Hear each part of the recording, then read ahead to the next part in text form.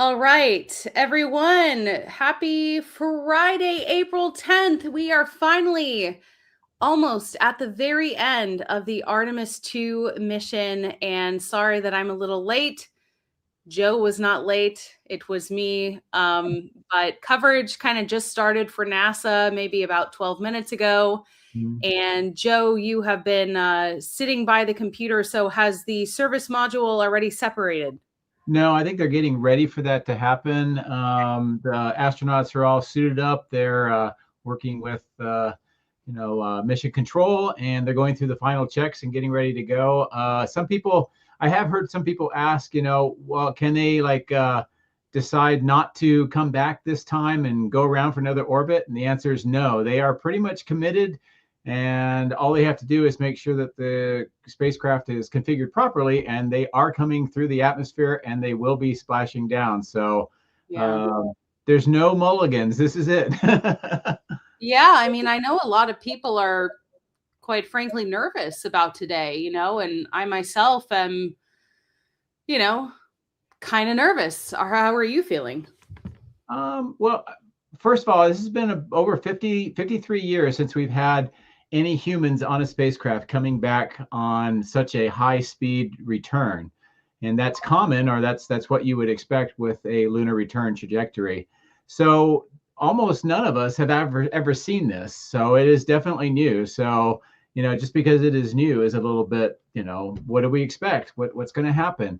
Some people would say, well, Space Shuttle comes back, or Dragon comes back, or we've seen Starship come back. What's the big deal? And it's because the speeds are just so much higher. So the heat is so much higher than what you would expect. So, you Well, know, I mean, I think part of it is like the elephant in the room. I mean, it's not yeah. like Artemis 1 had no issues with the heat shield. And so, I that's a huge topic of conversation. And, this reentry trajectory is even different from what we saw on Artemis 1. Right. So everything up until this point has been sort of theoretical. I mean, it is, it's a big deal. And like you said, there is no saying, oh, let's go around again, or oh, let's there's this is 100% you're locked in. So That is true, and that's where I was kind of, working too. Is because of the Artemis 1 test flight, which was not manned, and it was in 2022. We saw that it had some issues with the heat shield.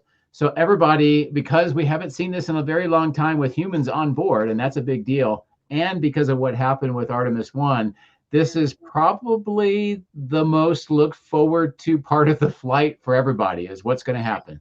yeah, for sure. Yeah, I mean, as we were, or at least I was hearing in the press conference yesterday, it's like it's really not over, and we can't fully breathe until they're back safe. Mhm. And so we will have a blackout period. My understanding is that will be at least 6 minutes, right? Approximately, yeah. I think entry into the atmosphere starts at about 400,000 feet, 122 kilometers. And that period from there to splashdown is about 14 to 18 minutes, depending on a few things. But about in the middle of that is where you get the peak plasma and where you're going to get the blackout period. And some people have asked, I've heard people ask, well, Starship, yeah, we could see the whole reentry. What's the deal? And it's more than just having Starlinks on board. Even if they were to put a Starlink on the Orion capsule, it probably still wouldn't work. And it has to do with the shape and the size of the craft coming in. In this case, we're talking about a capsule. So the plasma is kind of wrapping around it, and it will kind of envelop the whole thing, which means that they would not have a chance to get that signal out. So yeah, so this is kind of like going back to the Apollo days, where for a good 5 6 minutes nobody knows other than the astronauts what's going on. Oh my gosh. I mean, it's scary. Yeah. Ah, it's so scary. So let's talk about actually let's just tune in here just for a second to see what all they're saying. Okay. What is called the stable one configuration, with the top of the spacecraft pointed upward. Stable two would indicate that it is upside down in the water. Regardless of the orientation, Wow. there will be 5 inflatable airbags called the CMOOS system. That's the acronym for Crew Module Uprighting System. We are suit dock complete. Houston, copies. So I think they're Realize talking about what acknowledging happens at final splashdown. steps in suit donning are now complete for the crew. Leak checks have been completed earlier. The CMOOS system, those 5 inflatable airbags, will be inflated with helium. Those airbags will ensure that the vehicle remains upright. While that activity is going on, the flight control team here will be checking the systems on integrity, also making sure that there's no leakage of toxic gas from the spacecraft. It should take about 15 minutes from splashdown to the power down of all of the systems on integrity. And at that point, assuming everything is in a nominal fashion, then the green light will be given for the Navy recovery teams to begin to make their way closer to integrity, to begin the erection of a large inflatable life raft called a front porch that will be buttressed up alongside the hatchway to the spacecraft. That life raft will be used to bring the crew members out of this vehicle once the hatch is open, one by one. They'll get their land legs back after 9 days of weightlessness before they're put in harnesses to be hoisted one by one in sequential fashion, in an alternating fashion, to the 2 hovering Navy helicopters overhead. Houston, integrity for status. Go ahead. Seats 3 and 4 are connecting umbilicals. We're going to be stepping into leak check soon. 1 and 2 will be seated. 3 and 4 will be free float, and we'll configure EPROC accordingly. Houston, copies all. So this is interesting. I just pulled this up. This is, where you can track Orion live, and you can see how much faster it is going. It's at a velocity of over 12,000 miles per hour. Now the moon is 230,000 miles away from them, and you can see how quickly their distance from Earth is decreasing because of what we were talking about, those gravity wells sucking them back in, huh? Not only that, but right now they're at about 12,300 miles per hour. By the time they hit the atmosphere, they'll be at 25,000 miles per hour. So they are not even half at their speed right now. But because they're getting so close to the Earth, they're about 11,000 miles, which is well within geosynchronous orbit that we use for satellites. And between this point and the atmosphere, they're going to double their speed. Right. And so is there anything else on this map that might be interesting? Let me see if we can get this mission view. This thing is like kind of hard to operate. So there they are right now. And this, if you like zoom all the way out, it shows you kind of the path that they've taken. You can see they're getting pretty close. What are these little dots? Okay, so they're not quite there yet to the crew module separation, right? Correct. That's next. And then entry interface, as we said, entering at 25,000 miles per hour. No big deal. When people come from low Earth orbit and enter the atmosphere, they're at about 17,500 miles per hour. So this is about 8,000 miles per hour faster. And the speed will cause a plasma to develop, and the heat on the heat shield is going to be about half the surface temperature of the sun. Okay, and then here's where that splashdown will be. A series of 11 parachutes will slow Orion down to a safe speed of about 20 miles per hour for splashdown in the Pacific Ocean off the coast of San Diego. So they're going to go from 25,000 to a slow school zone speed. Wow. And a little bit of excitement in between. And then someone just said, where can you pull this up? I'm just going to link it here in the comments. So this is a tracker that NASA provides, much easier to use on the computer. So I would suggest using it on your computer. On the phone, it's not as good, but it's cool that they have that. And so let's share the other screen again. But share this. People have asked when they're in the reentry, how much G's are they going to be pulling? And the trajectory and the reentry profile is a little bit more mild when it comes to G's on the passengers or the astronauts than it was in Apollo. In Apollo, it was around, I don't know, 6 to 8 G's. With the Artemis II, it's going to be about 3.5 to 4 G's. So Wow. a little bit nicer, but that's going to be sustained for, probably a good 10 minutes or so. So that's a lot of G's to hold when you've been Oh my God. with weightless for about 10 days. Not for me. Based on my Oh. 0G experience, that does not sound very fun. I think it would be just amazing. Just, I've heard some astronauts talk about that, but you hear the sounds, you can feel some of the heat, you can see the plasma going by the windows, and you can hear the thrusters trying to keep it straight. And of course, this is going to be doing a little bit of maneuvering too, a skip entry and so forth. So all that action is going to be going on while you're coming back in. I think that'd be just amazing. Wow. And so we are still quite a ways out, an hour and 14 minutes. That's for the splashdown. So we're about approximately a little bit less than an hour before the entry interface into the atmosphere, and probably 30-ish minutes from when they're going to separate the service module from the command module. Okay. And will we get a good view of that? We should. I don't know if, right now, like this image that you see on screen is from some GoPros that are put on the ends of the solar panels. And the solar panels and that most of the white spacecraft that you see ahead of us will be jettisoned. But I don't know if they will be able to get video once they separate so that we could see the capsule going away. That would be really kind of cool if they could do that. Mm. By the way, Jared is out on the ship.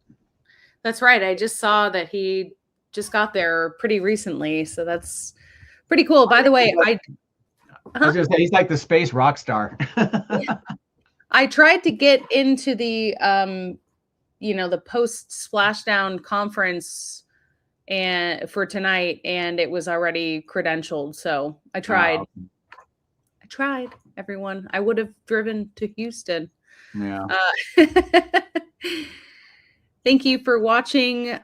Blakely, haven't heard from you in a while. So happy to see this with you guys. Let's go. Yeah, we, didn't get to stream the launch live. So Right. I figured that it would be, this is just as exciting, I think. Yeah. This is a pretty big deal. Like I said, when this mission began, I think launch was probably, one thing people were looking forward to, seeing the moon, but the reentry is what everybody's been focused on. And here it is. Sure. And, I've just seen a lot of stuff on X about a lot of nerves around this. And, I published some of that conference from yesterday. And I feel like the people at NASA that were being asked questions were very transparent. They weren't complete, some of the things they said is that they had irrational fears still. They didn't feel that they had any rational fears, but basically we're still nervous. And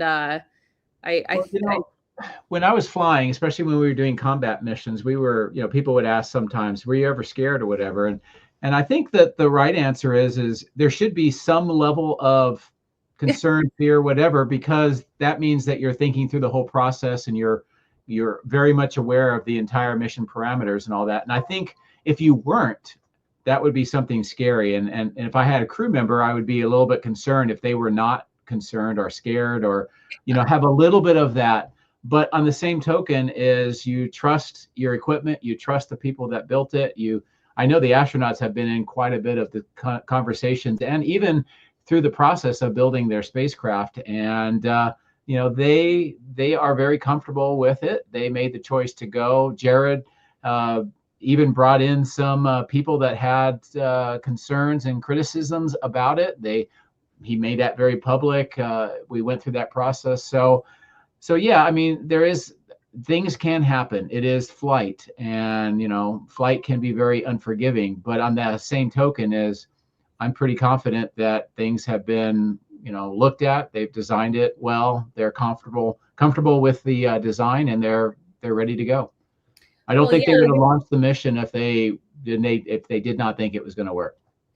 Yeah, you speak about that meeting that they had. I mean, they've had years to look into this issue and research it and, make sure they're good to fly again. I mean, the last time we flew was in 2022, but they did have that meeting with, one of the people you're talking about is Charlie Camarda, who reflew after the Columbia disaster. And I actually saw he apparently made an article with the Daily Mail today about how dangerous this is. So it's like, I guess not everyone's satisfied with it, but the vast majority of people behind the scenes are very confident that this will be all just fine. Yeah. Well, I am very confident that it will be fine. There's a little part of you that you're, checking everything and watching the speed, seeing what the temperatures are, watching the clock, all that stuff. But yeah, I mean, if I were an astronaut and I was being put onto this mission, I would have done the same things that they did, is go through all the process, see the equipment, talk to the people, see the studies, and at some point, have that confidence to go. And that's what the astronauts have done. Well, that's the thing, is like, it is inherently risky. You're not going to eliminate all risk, or else we wouldn't be able to do it. That's the only way, is like, I mean, I just drove in my car. Like, that was risky inherently, right? But I'm not just going to sit in my house forever. Yeah. I'll go crazy. I agree. I think that we've made a lot of progress since the Apollo days too. I mean, this is kind of like an Apollo mission, but with more modern hardware. And this is actually not the most modern hardware. We've got more coming. But I think we've made a lot of progress when it comes to safety. I think, the Apollo missions were amazing, but I think that they were amazingly risky too. Sure, for sure. Victor Mann wants to know which Navy ship is doing the retrieval. Do you know? I think it's the USS Mertha, and there may be some other support vessels, but I think that's the primary one. And I think this one's got kind of a door on the back of the ship that opens up into the sea, so they'll be able to have the capsule float in, and then they can close the door, and then they can recover the capsule that way. But it is interesting that we're going to get kind of an Apollo era feel with the astronauts being pulled up out of the capsule into helicopters. Yeah. Wow. Well, they took away the countdown clock. It's probably still around an hour. Yeah, well, I mean, with maybe a few seconds one way or the other, the mission is the timing is pretty much set. This is Sir Isaac Newton is in charge right now. Tell me about it. Well, let me see here. I'm going to share a different tab right now. Look at this video of Jared. Look at that guy. Jared's in the house or on the ship. Exactly. I am sure that at some point in the past, and I don't know for sure that an administrator has gone out, but this is like so Jared. Let's just go where the action is. Yeah, for sure. He is so cool. Yeah. Well, notwithstanding the heat shield and everything else, the importance of Artemis II is not to be underestimated. I mean, this is setting the stage for Artemis 3 and beyond, what we're going to be doing with NASA's programs. And also, there's some stuff that they've learned through this flight that they're going to have to adjust for maybe Artemis 3, probably Artemis 4. One of the things that was in the news yesterday, and I think you covered it, was the helium leak, and that's in the service module, which is going to be jettisoned. So they're not going to be able to investigate that, but it sounds like it's an internal valve leak, so that's something that they're going to have to look at before Artemis 4. Artemis 3, we don't know what the profile is going to be.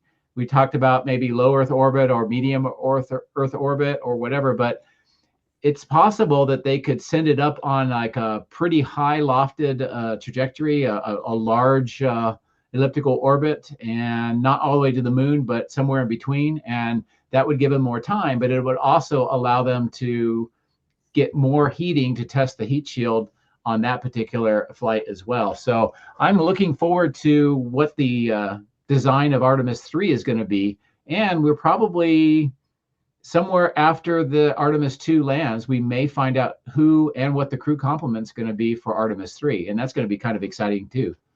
Well, Joe, Carson wants to know, how do you know where to land in San Diego, somewhere in the ocean? How do you know this specific spot? Well, that's a good question, especially when you think about they're going to be hitting the atmosphere at 25,000 miles an hour. And how do you control that when it's all pretty much a lot of drag and some aerodynamics? And that kind of goes back to the orbital mechanics and all the math. And you know what the atmospheric density is. You get updated weather information, so you know what that actually is at the time of flight. And you program when the interface is going to be, and you know what that path is going to be, what the route's going to be. And they give a fairly large kind of square, a special use airspace, and then they have a route that goes all the way through there. So it could land anywhere within that, and everything's been cleared off from that. But they have a really pretty good idea of exactly how the physics are going to work, how the atmosphere is responding, what the speed's going to be, and what the deceleration profiles are going to be. So they will, I think they have a really good handle on exactly where they're going to land. Interestingly enough, the Apollo missions landed about 500 miles southwest of Hawaii, near the American Samoa, which is out in the middle of the Pacific. This one is going to be landing really close to the coast of San Diego, which should help with crew recovery and getting them back to the land and starting the post-mission efforts as well. But it is a good question because of everything that's involved, but I think they have a really good handle on it. Did you listen to the press conference yesterday? I did. Oh, did you hear that one reporter that was like, so why did you guys choose San Francisco? And they were like, we didn't. We chose San Diego because of the Navy. They're our friends. Yeah, the reporter, darn it, I went to the wrong city.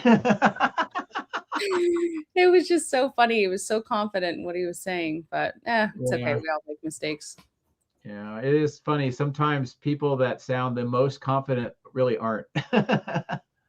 Fake it till you make it. Yeah. At some point you have to be right. Exactly.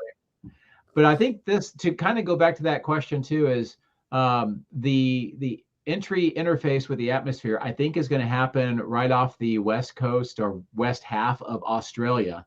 And then it's going to continue on a sort of a southwest northeasterly trajectory over the Pacific Ocean, south of the Hawaiian Islands, and then right towards San Diego. And look at this. Since we've been talking, I just said it was a little over 12,000. Now we're over 13,500 miles per hour. Right. We still have 12,000, 11,500 miles an hour to go. Yeah, that's crazy. I mean, these numbers are really, all of them are just changing. Yeah, someday maybe we'll have craft that have a lot more fuel capacity and delta V, which is changing your velocity with using the thrust capability, that maybe it would be able to slow it down to reduce the heat load on coming back to the Earth. But for the foreseeable future, that's probably not what we're going to see. And it's just because with space travel, mass is everything. And right now we need to reduce the mass as much as possible. And that includes propellant. Oh, sorry. My cat is... Oh, your cat's out of control. He's like moving the screen, and I forgot that I was using the camera on my computer. Yeah. Well, if we look at this, if right now the speed's 13,000 miles per hour, we got about 8,000 miles to go. So that's only about half an hour of speed of time, That's Can crazy. you imagine traveling that fast to your destination? Yeah, I can't actually. Joe, there's a super chat and a question for you. Joe, thank you, by the way. Fordman Mark 6632. How many Porsches have you had, and what was your favorite? Well, interesting. I've probably had about 15 or so.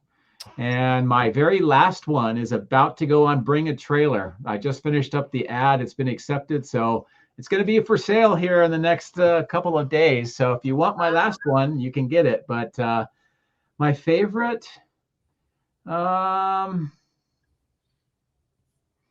the one that I wanted the most and I was able to finally get was a 1986 911 Turbo. So I got that one, and that one was great for a while. But for the last 5 or 6 years, I decided that it was time to start selling them, and I've sold them all, and my last one is about to be sold.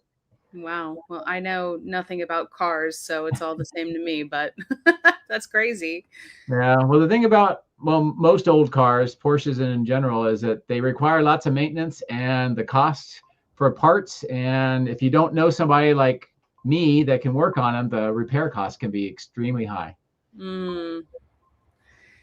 Well, the Blakester wants to know, any idea if there would ever be a deorbit burn for an Artemis mission, or is the velocity too high for it to even make a difference?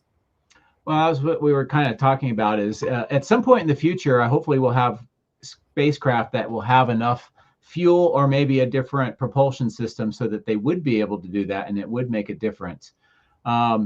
Something I've been kind of wondering about is in the, say, midterm, say when we have starships flying all over the place and everything, is maybe there will be a time where coming back from the moon, they'll have enough propellant to slow it down enough to re-enter or to enter orbit.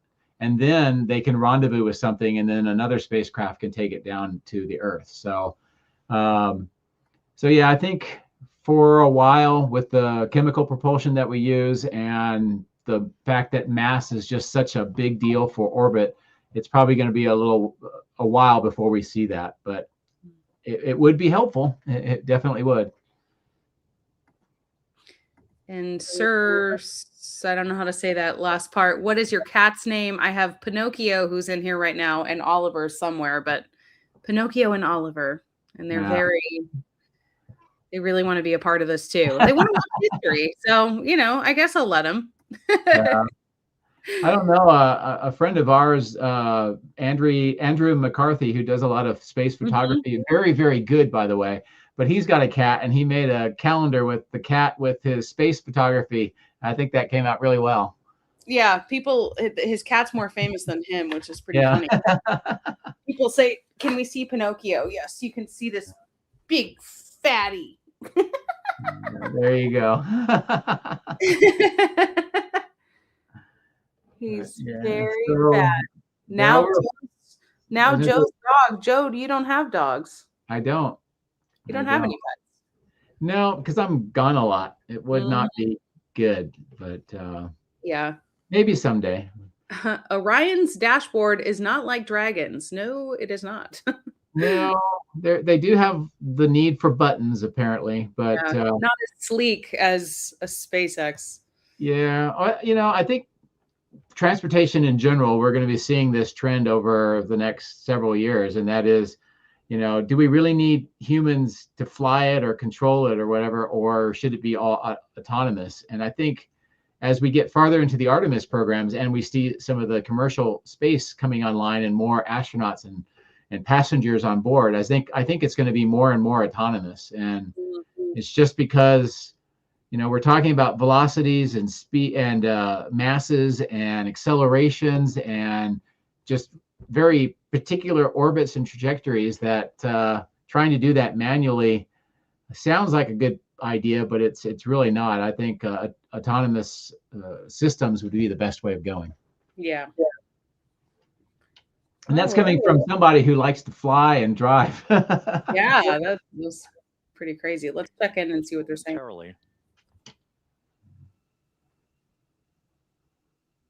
In the meantime, everything is on track aboard Integrity, the flight control team here in Houston, led by Entry Flight Director Rick Henfling. The voice you will hear talking to the crew is that of Jackie Mahaffey.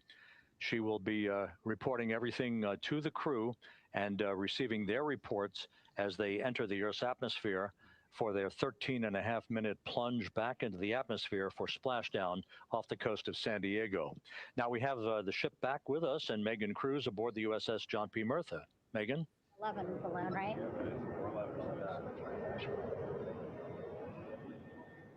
Megan?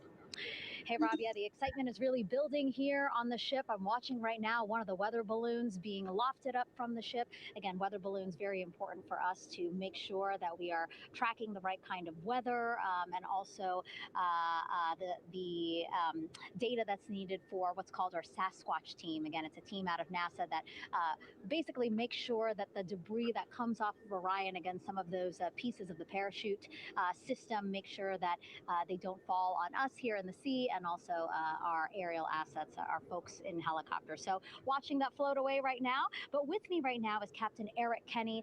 He's the commanding officer of the John P.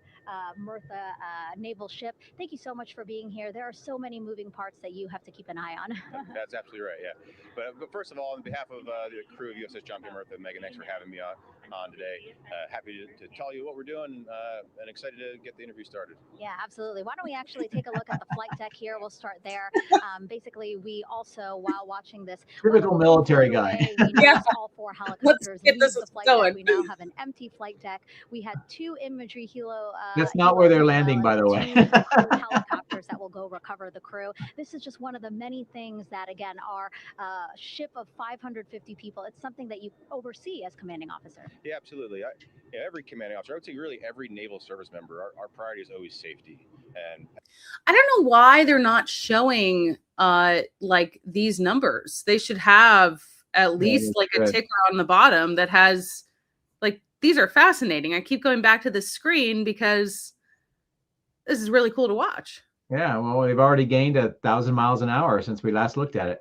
Yeah, I mean, a lot of people have been like criticizing NASA's coverage, and it's like, at the very least, can you have like the ticker on the bottom with the numbers?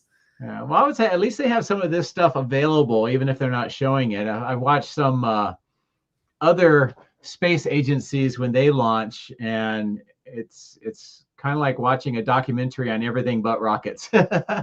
Yeah, well, we got some more super chats coming in. Count Artha, thank you for the super chat. And they write, Apollo's reentry was automated too. The guidance computer handled all the role inputs, and the astronaut in the left-hand seat was the only backup. Mm-hmm. Interesting.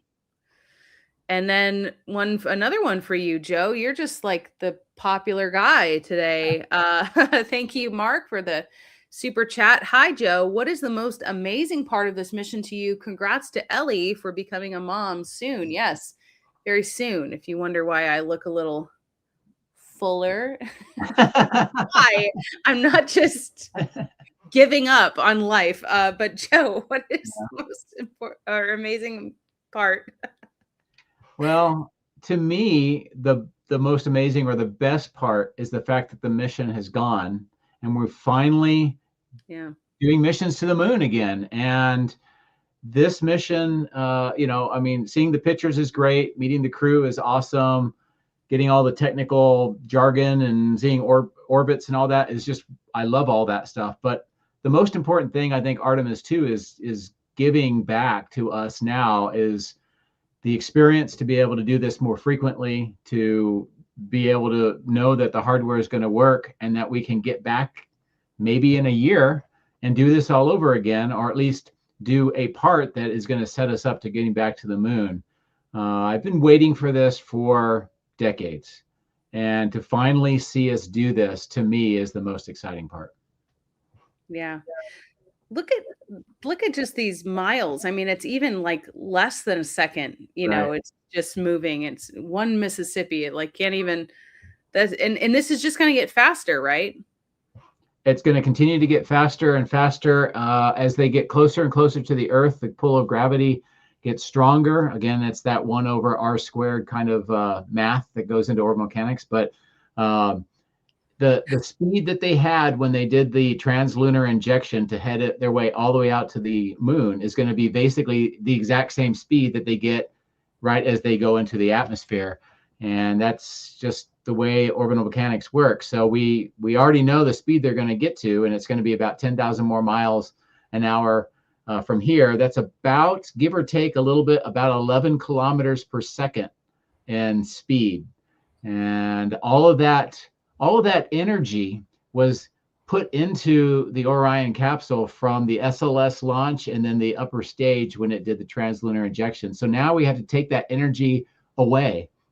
And that's where the atmosphere is going to come into effect. Is the atmosphere is going to help us get rid of almost all of that energy, and the energy transfer goes from speed to heat and plasma and light, and that heat that we're going to see, and it's going to envelop the capsule, and then it's going to give us that blackout. It's basically taking all of that chemical energy that we put into it from the rockets and now turning it into energy, into heat and plasma. It's kind of cool. Yeah, no, it is cool. I feel like this screen is actually more interesting than the other one. I mean, this is just, let's see. This is the other one. I mean, it's okay. Cool. Well, oh, yeah. okay, here's something new. Hold on. Hey, it's a weather balloon. You're on Tidris. We have you the same. And You can see it's a little bit windy. balloons being deployed from the USS John P. Murtha. I guess they haven't got the memo to turn their volume up. No. Their volume has been incredibly low this entire, 9-day. Well, actually, basically always it's low. Well, hopefully the after action, the media team will ask for inputs. Yes, stop putting loud, triumphant music that's copyrighted in your video clips. Right. Where we can't even hear the person, and then I have to remove it with AI and turn your volume up for all the other stuff. Exactly. Well, what's weird is that their audio volume from voices is really, really low, but then when they put the music on, it's at like 11. Yeah, it's booming. Yeah. I don't know why. I mean, it's okay. They're trying. Wow. Well, yeah, but don't you agree the other screen's a little more, I don't know. They need to like combine these screens. Combine them together, yeah. I do like it because now we've almost gained another 1,000 miles an hour. Yeah. That's and crazy. they have about 6,000 miles to go, and at the speed that we're going, that's only about under 30 minutes. 25 minutes to go 6,000 miles. Can you imagine doing that? No, I can't. But it doesn't look, maybe I need to refresh this. It still doesn't look like they're that close to the separation milestone here. They're only going to get faster and faster, and the distance is going to rapidly go away. I'm going to reload it so you guys can see how long it takes to load. It takes a while to load. Or maybe it's already loaded still. So this is what it shows you. So you can have this view, which I don't know. Right. Why so if they do the separation of the service module and the GoPro still work, it'd be cool. We'd get a view almost like this of the capsule. And I hope that they show something like that. Yeah. I know a lot of people have been disappointed with what they've provided. Yeah. Well, hopefully, in the next few launches or so, we'll get something like a Starlink or some other system, both around the moon and maybe some dedicated around the Earth to help with, the space traffic that we're going to be generating, but also so that we can get better views. Yeah. Now, I actually have a question for you, Ellie, and that is, right now.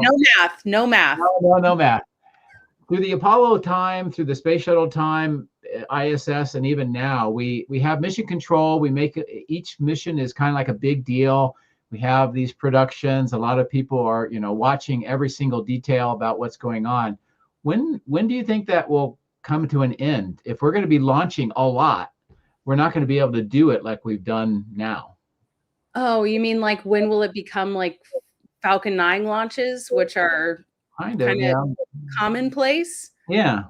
Probably when we're launching as much as Falcon 9 with people.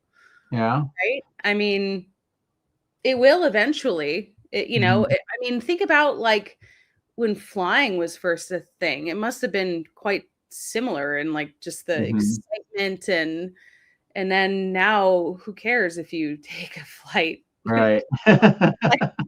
Okay, that sucks. You got to go through TSA and you got to get to the airport really early and whatever. So, I think, but when do I think that will happen? And it'll be so commonplace. I think it's going to take decades. Well, when we have a lunar base, do you think we're going to have live 24/7 cams in the lunar base all the time? You think people are going to be wanting to watch that? I mean, yeah, I do. Yes. Yeah. I mean, look at all the live cameras down at Starbase. Yeah. You know, like, That's true. I think there's always an audience for someone. Mm-hmm. Which, by the way, someone just said I'm a Debbie Downer. I don't know. What did I do? I don't know. I don't really think I am, but all right. Sorry. Guess I'm being too negative. Maybe I'm being too critical of their live stream. Yeah. Well, either that or maybe that's it. Or when you say, you know, it's going to be boring at some point, like flying, but there will come a time. Yeah. This comment, I think, was before then, but oh. Yeah. I mean, no, I think, I think it's interesting, and I interviewed, you know, a former SpaceX employee who worked on Falcon 9 during those critical days, and she's like, "This is exactly what we wanted. Was it for it to be kind of boring? Right. It's a good thing, you know." Right. And so, unfortunately, with Starship, well, it's fortunate, but it's also unfortunate. It's not boring yet. In fact, it's very few and far between. So we're not there yet. But man, well, that's a term when I'm doing the Tesla robotaxi rides up in Austin. I say now they're boringly good because you just don't think about it.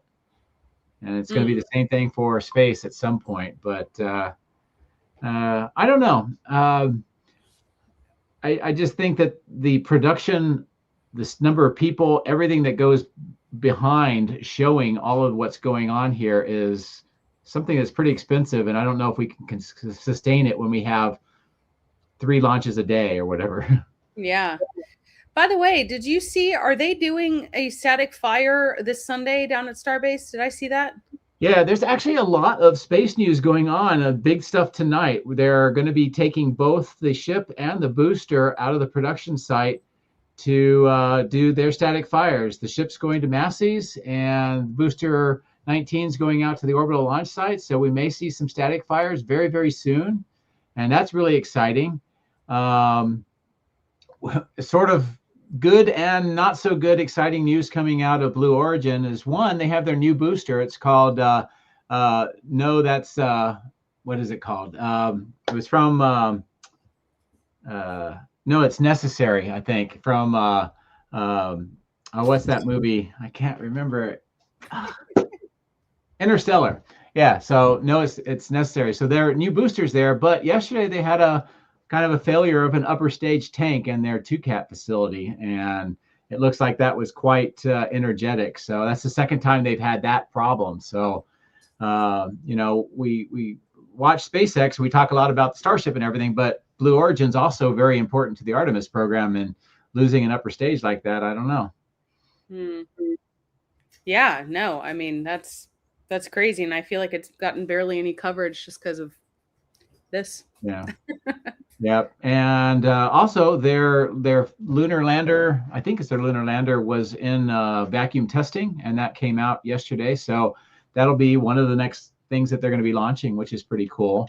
And then I think tonight, about 2 hours after splashdown, there's a launch out of Vandenberg, and it has a really high chance of jellyfish. So anybody on the West Coast, you might see something pretty cool in the sky.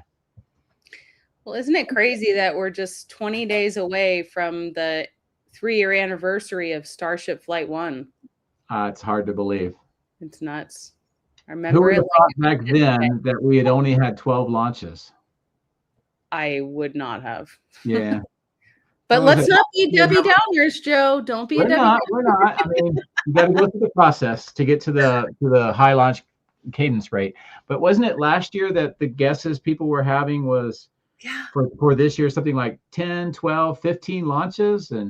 And remember, we had that conversation about whether they go to Mars or not. And I said, well, think about their launch budget, how many they have and what they have to do. And I was thinking maybe 13 or 14 launches, and we haven't even had one yet. Oops. So hopefully Flight 12 will go good. They got the hardware being built behind these Booster 19 and Ship 39, and hopefully they'll be able to pick up that pace. Well, Adam wants to know, and this is a great question if you're kind of new to all this SpaceX lingo, what is a jellyfish? A jellyfish is a very beautiful sight. Joe, talk about the jellyfish that you could see. It is. It's kind of one of those cool things. I'm trying to get out of the sun here, so it's one of those cool things that you get with rocket launches around dawn or dusk, and it has to do when the sun is below the horizon, and then the rocket takes off in the dark, but then it gets high enough to get back into the sunlight, and the plume that's coming off of the rocket engines can be backlit by the sun, and then it kind of glows, and you see, because of the reduction of the atmospheric pressure, the plume grows really, really large, and it makes this, I don't know, glowing kind of gas cloud that it comes out from the back of the rocket, and it looks, a lot of people think it looks like a jellyfish, and it's quite stunning to see. And this launch is going to be right after the sun sets, so it has a really good chance of that happening. Great explanation, and it is a beautiful thing to watch. Someone wants to know if there's a timeline. I'm going to try and see if I can get that picture onto the computer. Yeah, and sorry about the light trying to come through my window upstairs. You're fine, Joe. I still haven't even set up my office, and I need to set it up. Yeah. Sorry, everyone. I need to have a better background behind me. This is just not great. Well, as far as the timeline, we're about less under 25 minutes to atmospheric, the first reentry.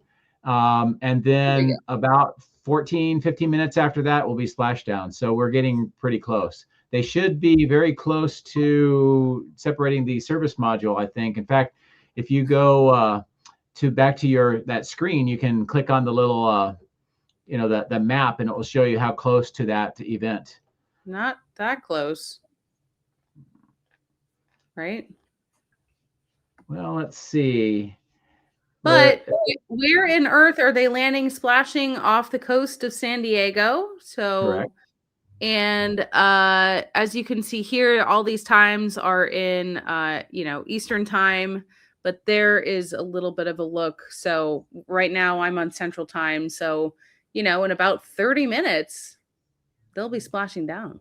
Correct. And looking at the speeds right now, they're at about 28,000 kilometers per hour, which is about 17,500 miles per hour. So they're at the speed that they would be if they were returning from low Earth orbit now. But they still have another 8,000 miles per hour, or about, 12 or 13,000 more kilometers per hour to go. But they're only about 6,300 kilometers from the Earth, or 3,900 miles, and they're going, at a speed that's just about 20 minutes. Let's listen to what they're saying. Okay. As the vehicle enters the Earth's atmosphere, this being the mitigating factor that will reduce heat loads on the heat shield as we reach a point downrange from the start of entry interface, some 1,701 nautical miles to the splashdown site.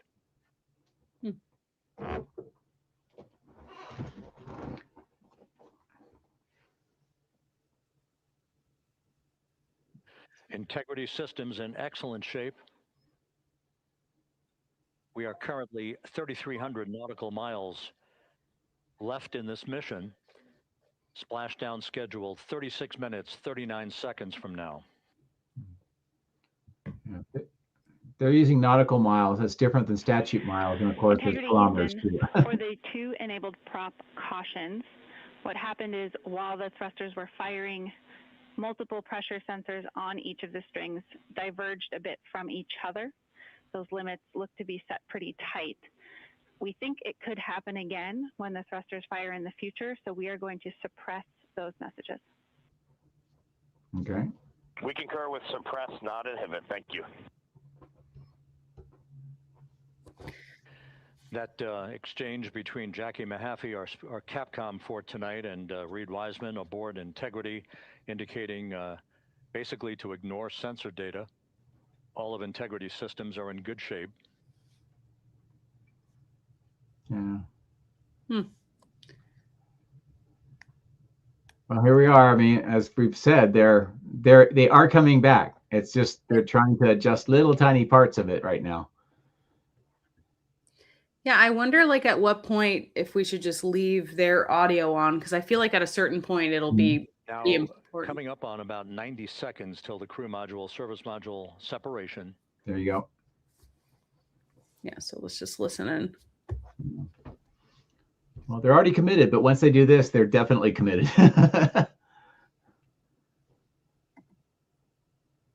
I hope we get that GoPro video of it separating. That would be really awesome. Air and mission control as we enter the most critical phase of the completion of this flight. All of the preparatory activities leading up to the vehicle entering the Earth's atmosphere just 21 minutes from now.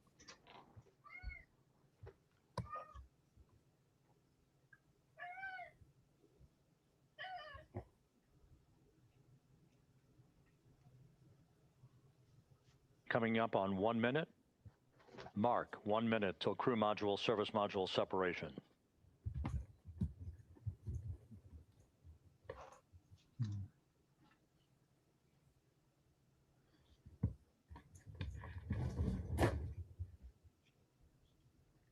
The last time we saw this with humans on board was in 1972.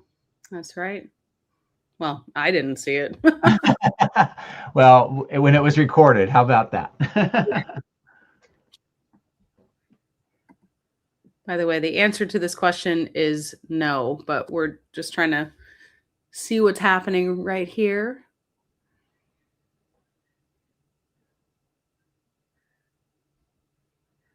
All right, we should be seeing it separate very soon. Any day now.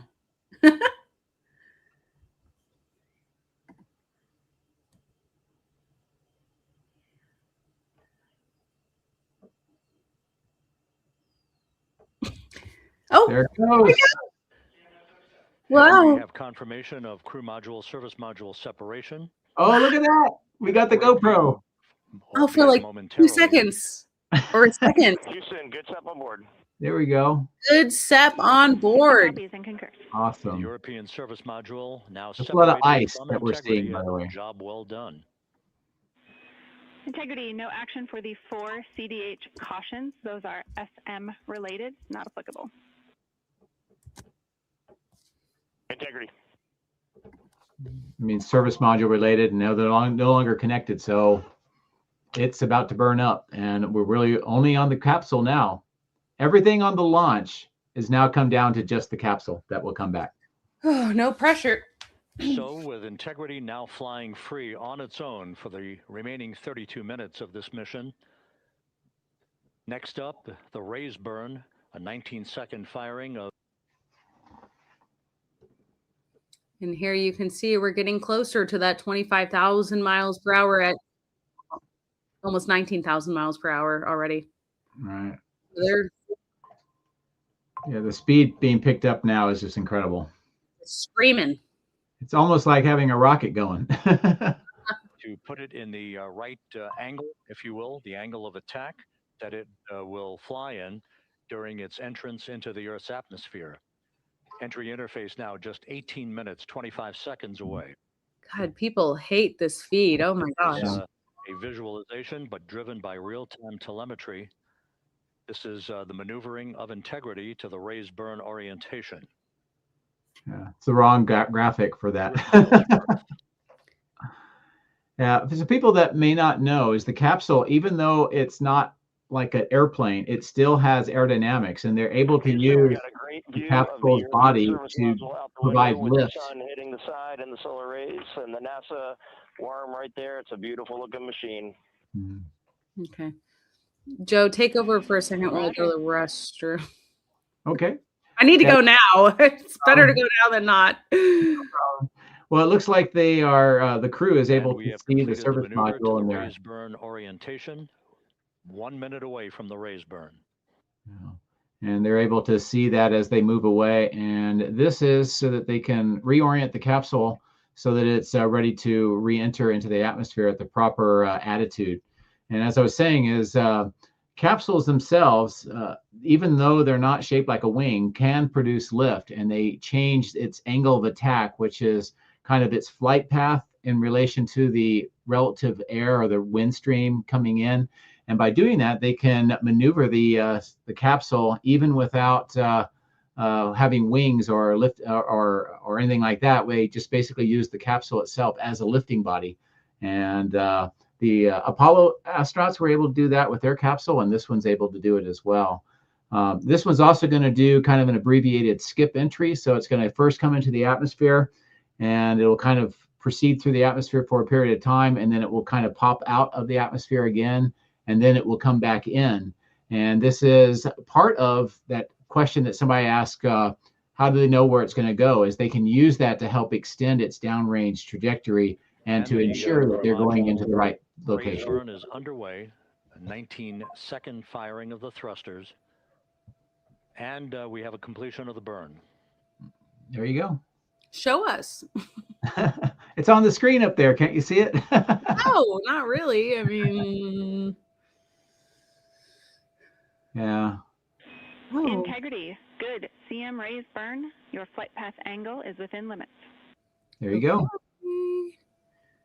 They're just about to go over 20,000 miles per hour. Integrity copies. Looks good on board, Jackie. You can see that here. And going almost 2,000 miles left to go. And they're just flying or falling like a bat out of hell. Mm-hmm. I'm going to turn them down for a second. I think, yeah, at some point we just need to mute ourselves because I know it sounds bad when we step on each other. No problem. Very hard to do these live streams because we need to hear their information, but we're also trying to give our own commentary. But you can see, so now we've, passed the separation, and next up, that crazy reentry. Screaming. What is the speed record for a crewed flight? Weather Freak wants to know. It's a good question. I think the Apollo missions were just a little bit faster, and I think Apollo 10 might have been the fastest of them all, but I'm not 100% sure. Wow.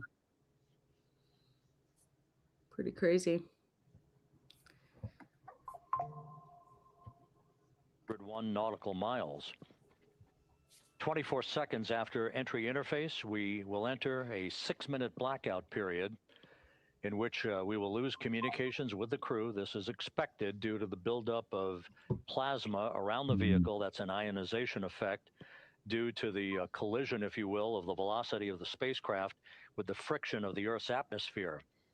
That 6-minute blackout is expected to begin at 6:53 and 54 seconds p.m. Central Time. During that period of time, we will reach our peak speed of 24,661 miles per hour. That comes just short, based on unofficial data from the flight dynamics officer right now, will come just short of the velocity record set by Apollo 10 of 24,791 miles per hour in 1969. Wow. I was close. Yeah, we you expect were. peak heating on the vehicle at 6:54 and 52 seconds p.m. Central Time, a minute and 22 seconds into entry interface. At that point, we will be just 204,000 feet above the Earth, traveling at 33,000 feet per second. The blackout period is expected to last 6 minutes. We expect that blackout period to end at 6:59 and 55 seconds p.m. Central Time. Wow, it's soon. Yeah. I think they have the WB-57 flying, so we may have visuals. Splashdown, it is just 7 minutes, at which point we'll start deploying the series of parachutes to slow integrity down to an ultimate splashdown velocity of just 19 miles an hour. We see the same, waiting for the 180 rolls. Do you think they're using their diapers right now? Actively? Yeah, dude. I don't think so. I think I would I don't know. I'd probably just be so focused on what I'm doing. Parachute But deployment sequence, once again, will come in several segments, but in rapid fire succession. And we have a great view of the moon out window 2. Looks a little smaller than yesterday. that's cool. Guess we'll have to go back. Yes, we'll have to go Yeah. back.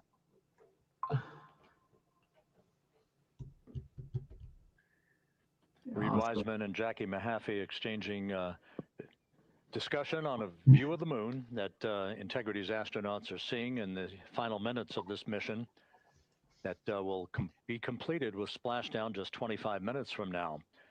3 forward bay cover parachutes will be used to pull the forward bay cover off the top of the vehicle. Then 2 drogue parachutes will be deployed to slow and stabilize the crew module during its descent, followed by 3 pilot parachutes that will lift and deploy the main parachutes from the forward bay. The final sequence will have 3 main parachutes deployed. These will be 116 feet in diameter. Each main parachute approximately 200.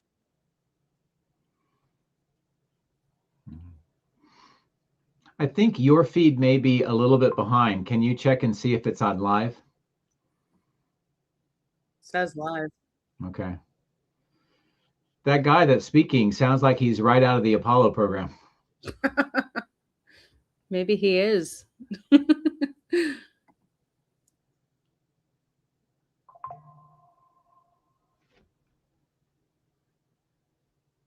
Yeah, 21,500 miles an hour now. 1,200 miles. Wow.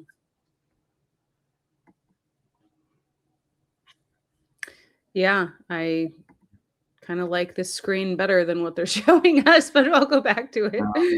It's just like mission control, you know.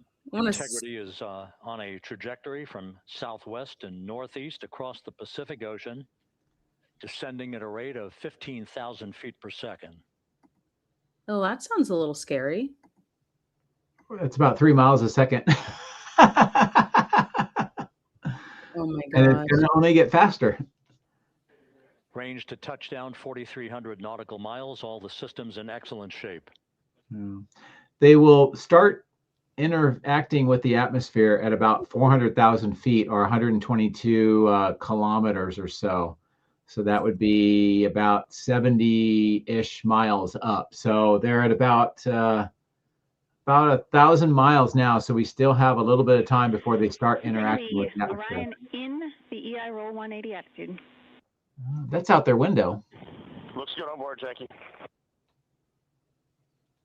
I think you can see stars. This view out of one of It's just Integrity's dirty. windows. We had a call for 3 good barrows. Those are barometric pressure sensors that feed altitude and rate of descent information to Integrity's computers that will trigger the parachute deployment sequence. We are less than 9 minutes away from entry interface, 22 minutes from splashdown. Wow. I don't know. I think that might just be dirty and like glare and stuff. I don't think I think you can see the orange is one of the astronauts. So you're getting like his hand. Yeah. So I didn't see that reflection. Wow. Look at that. Yeah. So there's another astronaut right there. You can see his helmet too. You can see the reflection of one of the crew members in the window.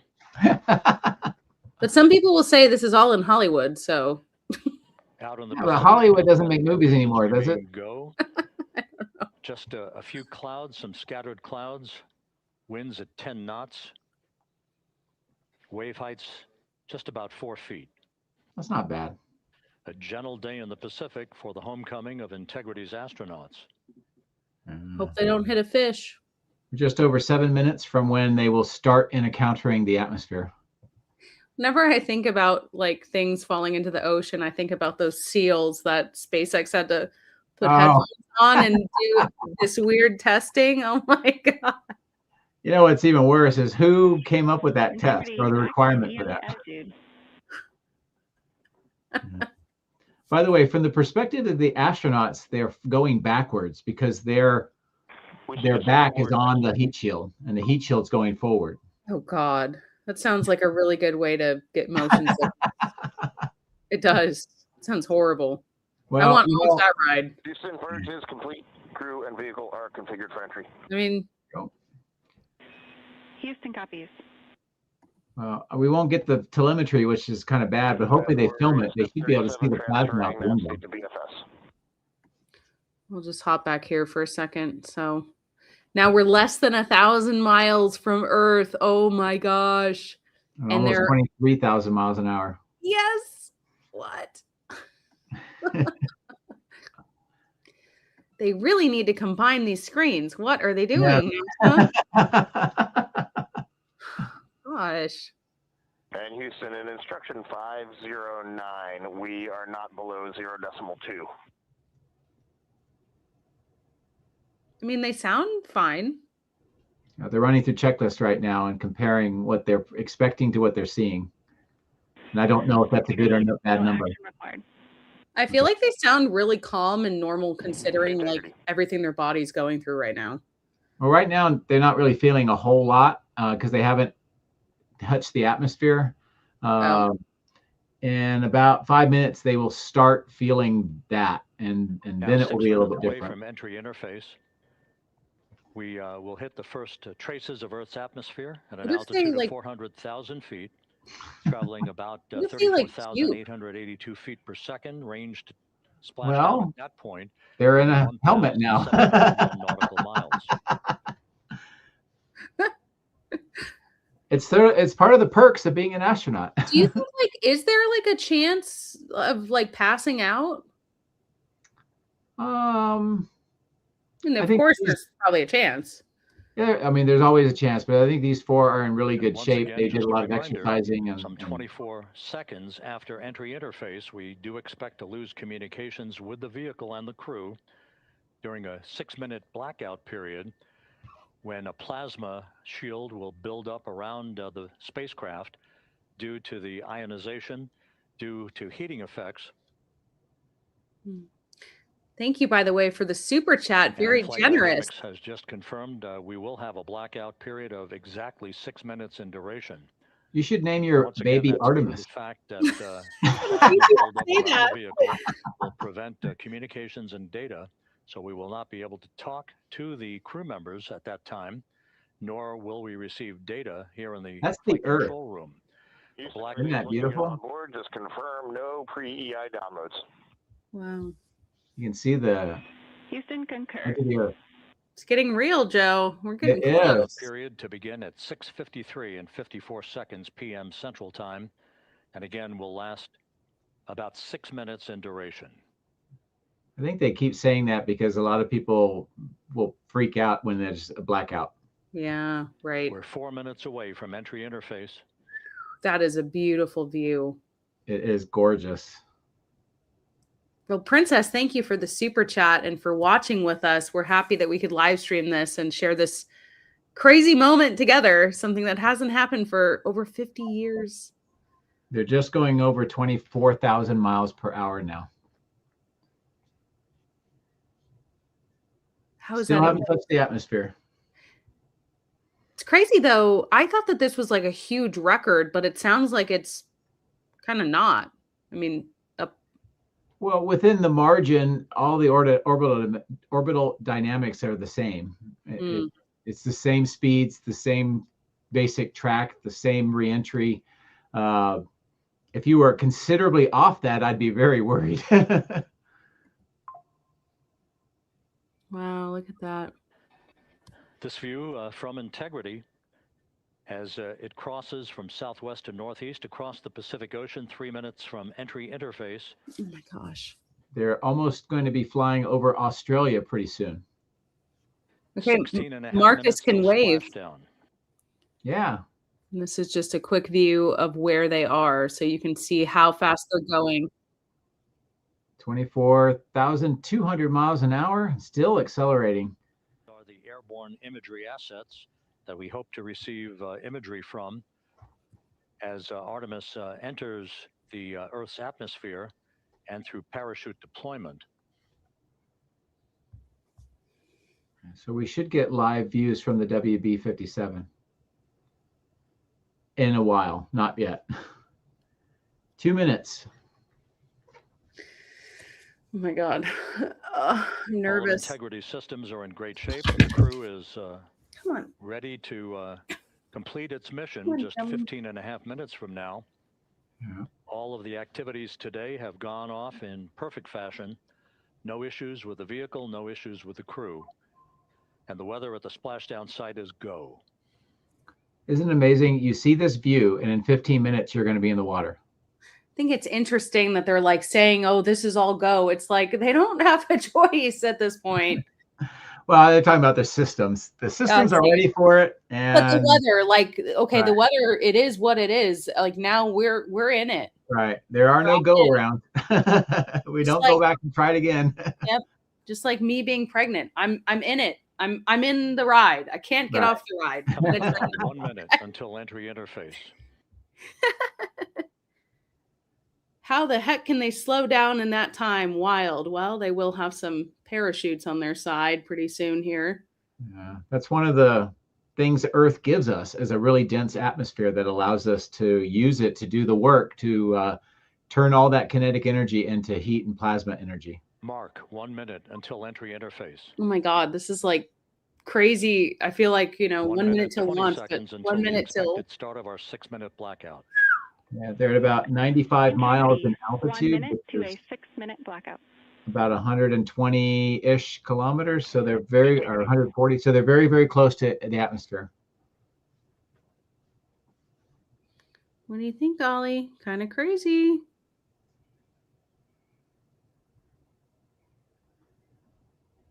These viewers are wonderful. I love it. This will be Yeah. great.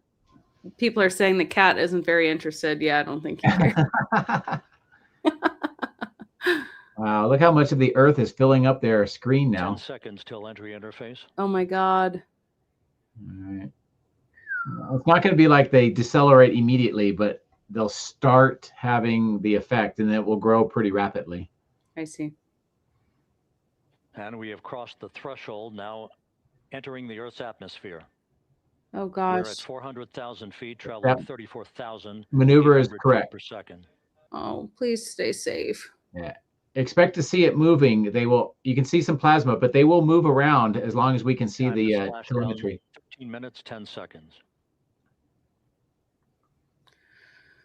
Whew. Yeah, see the glow. See the glow in the windscreen? That's from plasma. And we've lost the signal. And as predicted, we've entered our communications blackout. Oh my This will be God. a 6-minute blackout period. No voice, no data from the crew. Jack The and Jeff, dramatic period. we have We're 30 some seconds away fans from the of anticipated Mr. point of Oliver peak here. heating on the vehicle, Oh, okay. where temperatures will rise to about 4,000 to 5,000 degrees Fahrenheit. This is the true test of our trajectory. Oh my gosh. Oh, was that actually an image? It looks like Oh, it. somebody's imaging it. Oh wow. Might be the And WB-57. from, the G5 Oh, incredible. aircraft G5, sorry. in the vicinity of the splashdown zone, this view of integrity. Look at that. Wow. So that pinpoint of light shows the vehicle as it enters the period of peak heating in the Earth's atmosphere, the first tug of gravity being felt by Integrity's astronauts since their launch back on April 1st. Wow. You think they're talking to each other right now or no? I don't know. I'm not sure how loud it is in there. Yeah. There's a lot going on. I was talking to you about just all the Half sounds. minute I would until the love end of the listening to blackout that. period. Time to splash down, 11 minutes, 33 seconds. Oh my gosh, this is crazy. I would It's like- imagine they're starting to get some pretty good G's now. Maybe another minute or two, it'll start getting closer to that 3 to 4 G level. Which some roller coasters have that. Right. Yeah. I mean, so, but it's short and it's, this is like sustained. In most roller coasters, you're not in a fireball.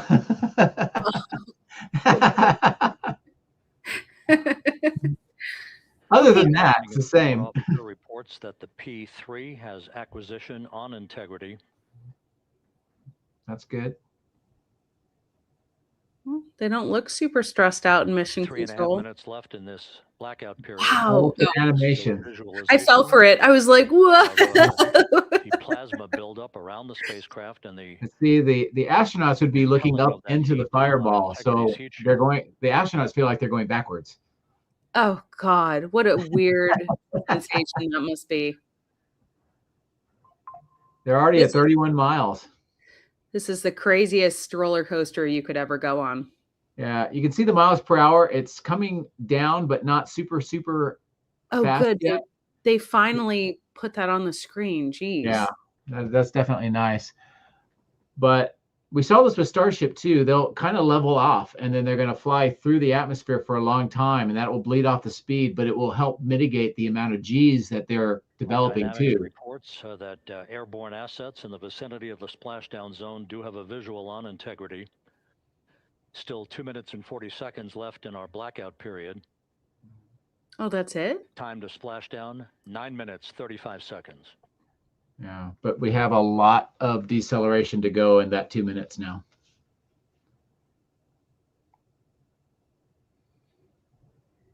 Wow. Multiple airborne assets as part of the recovery team all have visuals on Integrity.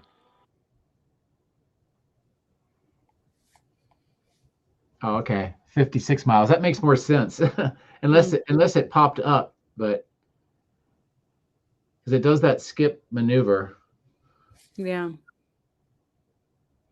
And the WB-57 flying in the splashdown zone also has a visual.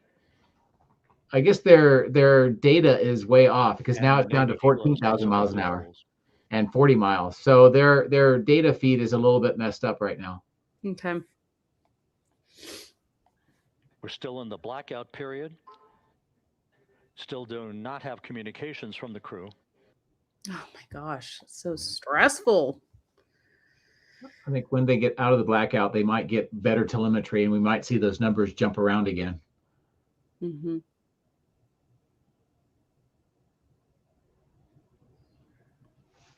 But if that's accurate, they've taken about half of their speed already. Wow. They should have a countdown for the blackout period. Yeah. Show us how much longer there is. Yeah, I would say about 30 seconds, 35 seconds. We should be out of the blackout period less than a minute from now. Okay. Let's just listen in for a second.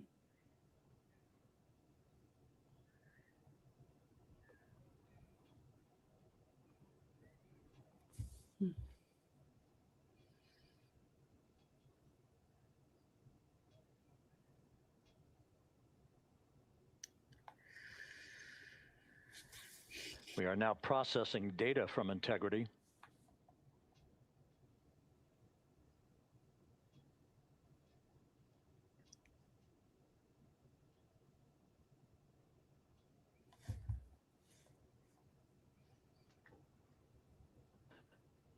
Landing and support officer reports the small boats are en route to the splashdown target zone.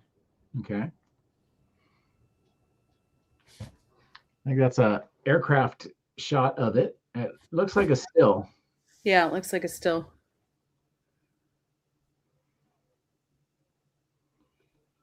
Hmm.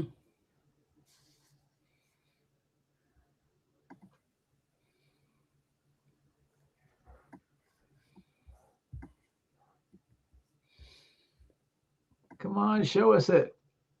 I know. I mean, just really quickly, this is what it looks like here. Yeah, I think there's something. We're getting intermittent views of Integrity. Still waiting to establish voice communication. It's coming. Integrity, Houston, comm check, post-blackout.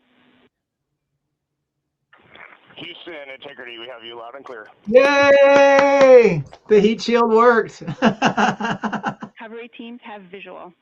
Oh. Ta-da! Lights looks good. No action for the enabled internal camera controller fail. So, like, cheers from the viewing room here are in we Mission good? Control as Well, we Voice still have shoots to communication come out, so that's the reestablished with next big Commander thing. Reed Wiseman. And I think the For drogue shoots America come and out the at waiting around world, integrity 30,000 feet. is 5.5 minutes away from coming home. Oh, thank goodness. Yeah, the drogue chute comes out around 25,000 feet initially, and that'll slow it down to about 300 miles an hour. 100,000 feet now. So we still have 70,000 feet to go. Range to splash down 19 nautical miles. Oh, thank goodness. You can see how much it's glowing because of the heat on that heat shield. Yeah. Why is it not in color? I think it's because it's IR, infrared. Oh, yeah. Someone says epilepsy warning. Yeah. Yeah. Sorry. Yeah.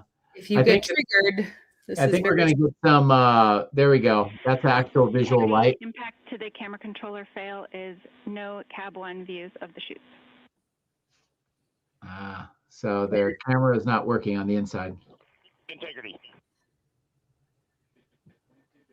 We're processing good data through the GPS system.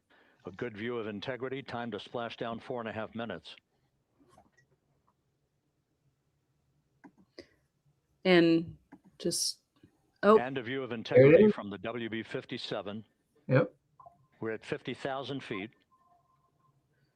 and now the tracker isn't live anymore. It just timed out. Oh, okay. And it said Artemis 2 is complete and they're safely home. Well, No, not quite yet. but okay. They're moving at probably 400, 500, 600 miles an hour right now, maybe a little bit faster, waiting for the drogue chutes to come out. The pyros are armed for forward bay cover jettison. Okay. I think the drogues are about to pop out. Yeah, your feed, whatever reason, is about 20 seconds behind. So we should see, there they are. There's the first top series of and the drogues parachutes. coming out. And we're on drogues. Oh, And Houston, we're visual 2 drogues out the window. You can see the capsule is buffeting around a little bit. 2 good drogue chutes. Next up, We copy, we see them. Next up, the deployment of pilot parachutes that will pull the main chutes out. Time to splash down 3 minutes and 10 seconds. So they're probably around 300 miles an hour right now. wow. Oh, You see the water. Perfect descent yeah, rate you according to can. flight You dynamics. look On close. 2 drogues. We see the same on board. I'm so glad that they're safe. Well, almost there. Still moving pretty quick. Yeah. All right. Passing through All right. 10,000 Mains feet. are about ready to come out. You'll see Still the on drogues. drogues get cut off, and then you'll see the mains be pulled out.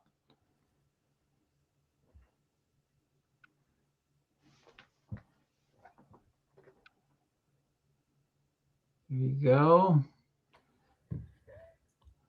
And then Main they chute deployed. slowly open so that they don't get too many G's. We're Hmm. at 5,000 feet. Okay. Looks like 3 good shoots. Search and recovery beacon has been activated on integrity. Awesome. Oh, you know that Jared is probably And we have so 3 good relieved main right chutes. now. Window. I mean, we all are, but Good 3 Right. main chutes, good reefing, Pretty good stressed. descent rate. Good rates, and we see 3 good-looking parachutes. Awesome. Yeah, I mean, not only because he's the administrator and we have humans on board and all that stuff, but this is the kickoff of the next great age of space for NASA. Integrity. Cabin pressure indicates no need for hydrazine checks. Ah, that's good. Integrity copies. Very good. This is I a don't know perfect how high descent they for are. Integrity. Its crew sounding hale and hearty on board. Time to Hale and splash hearty. down 1 minute, 15 seconds. Okay, so very soon. This view right now is so out of Apollo. It just reminds me of that so much. wow. Integrity about to complete a journey spanning 694,481 miles from its launch from the Kennedy Space Center back on April 1st Wow. and a trip around the moon.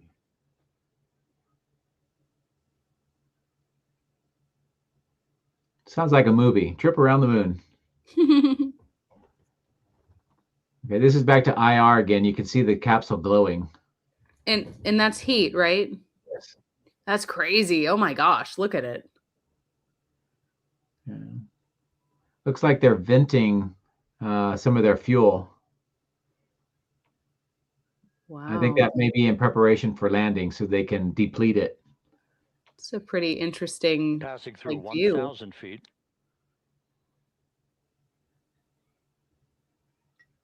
And this is all not done by the astronauts, right? This is all autonomous. It's pretty much all autonomous. Yeah. So they're not in there pressing buttons. No. Not for them, at least. Yeah, it's interesting. You can see on the IR the heat signatures of what they're venting out, and it's probably hypergolics. But on the visual light one, you don't see that at all.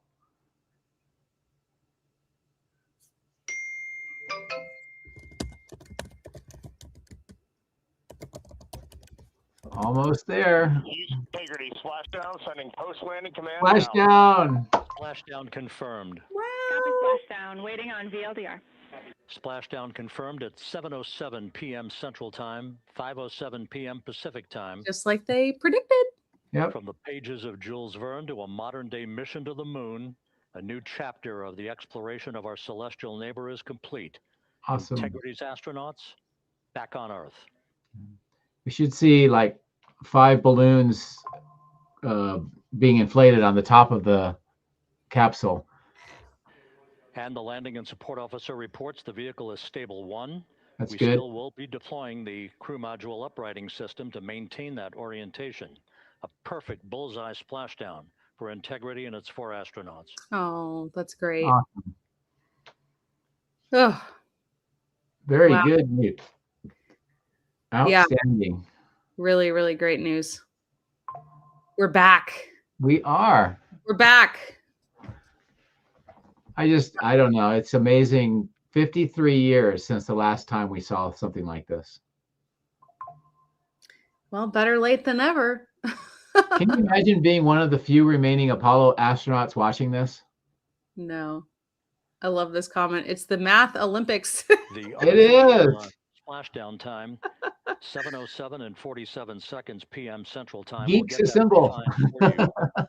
That would put the end of the mission at a mission elapsed time of 9 days, 1 hour, 31 minutes, 35 seconds.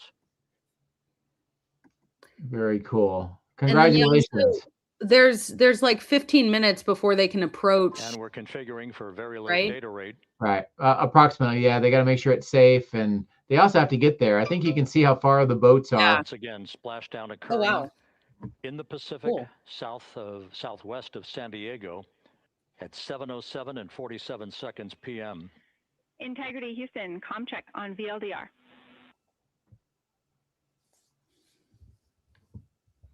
Houston, we have you loud and clear on VLDR. How else? Oh, they sound great. We have you the same. We'll meet you over in post-landing. See, the whole thing, nothing but a thing. It just happened. Casual. No big deal. A journey.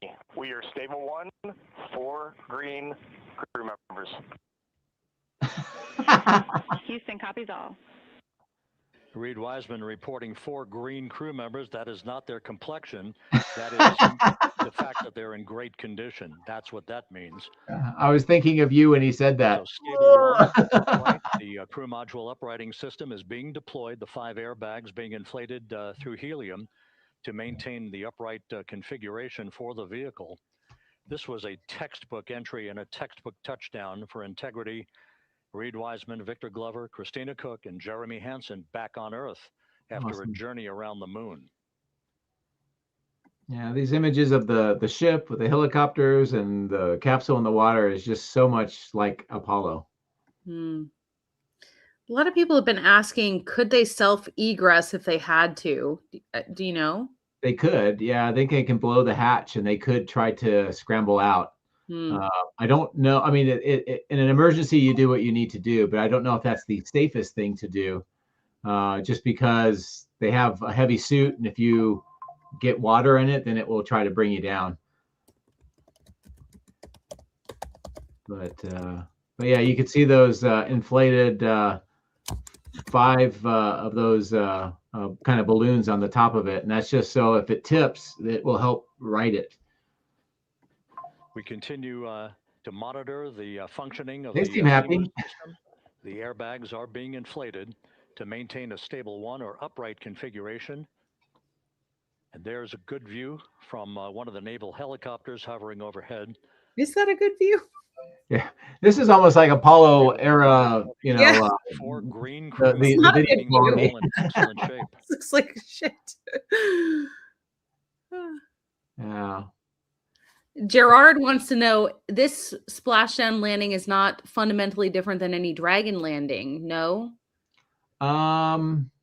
Well, from when the parachutes come out to this point, it's very, very similar, and most of the same procedures.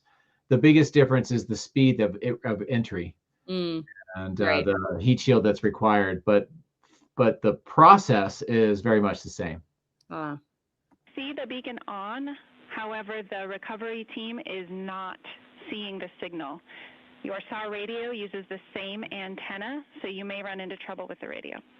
SAR is search and rescue. Okay, copy. We are also powering up the sat phone now. They should just use a regular cell phone and Starlink. So integrity is in great shape. And as the crew continues its post-splashdown timelined activities on board, Reed Wiseman once again reporting that all 4 crew members are in excellent shape. Wonderful. And we have 5 inflated airbags to maintain an upright configuration so that the recovery team can now begin a slow approach to the vehicle. Meanwhile, here in the flight control room, entry flight director Rick Henfling is polling his team of flight controllers for the start of powering down the vehicle after a thorough systems check. We have no toxic gases to be concerned about, so the recovery personnel can approach the vehicle, but not until we have powered down the spacecraft. That's expected to take a few more minutes. Yeah, this process, going back to the question about the Dragon, this is also the same. They just want to make sure everything is safe so that the recovery teams can get in there and not have, hypergolics or anything else that may affect them or put the astronauts into jeopardy. Look at this. Look at this from the ISS. Oh, that's cool. Pretty cool. Integrity back on Earth following its historic flyby of the moon. I wonder where the ISS was in relation to coming back if they got video. 28-hour remain on this frequency. We copy. It's nice. The sea state's very calm. Yeah. Reed Wiseman indicating some trouble with the SARSAT phone on board. But that's not an issue. What is more important is that the vehicle is solid. No issues as we begin the power down of the vehicle to begin the recovery process. I wonder if we're going to see dolphins like we did with one of the Dragon missions. Wasn't that Butch and Sonny's return? Could be, but I think Mike Finks, when they came back, they also had dolphins. Maybe both. Yeah. Remember when Bob and Doug came back and they had all the boaters out there partying? As they should. Yeah. I mean, what a great day that was. The propulsion officer here in Mission Control reports that we have safed the prop system on integrity. Okay. Can you say again that was very weak and broken? Integrity, Houston did not call.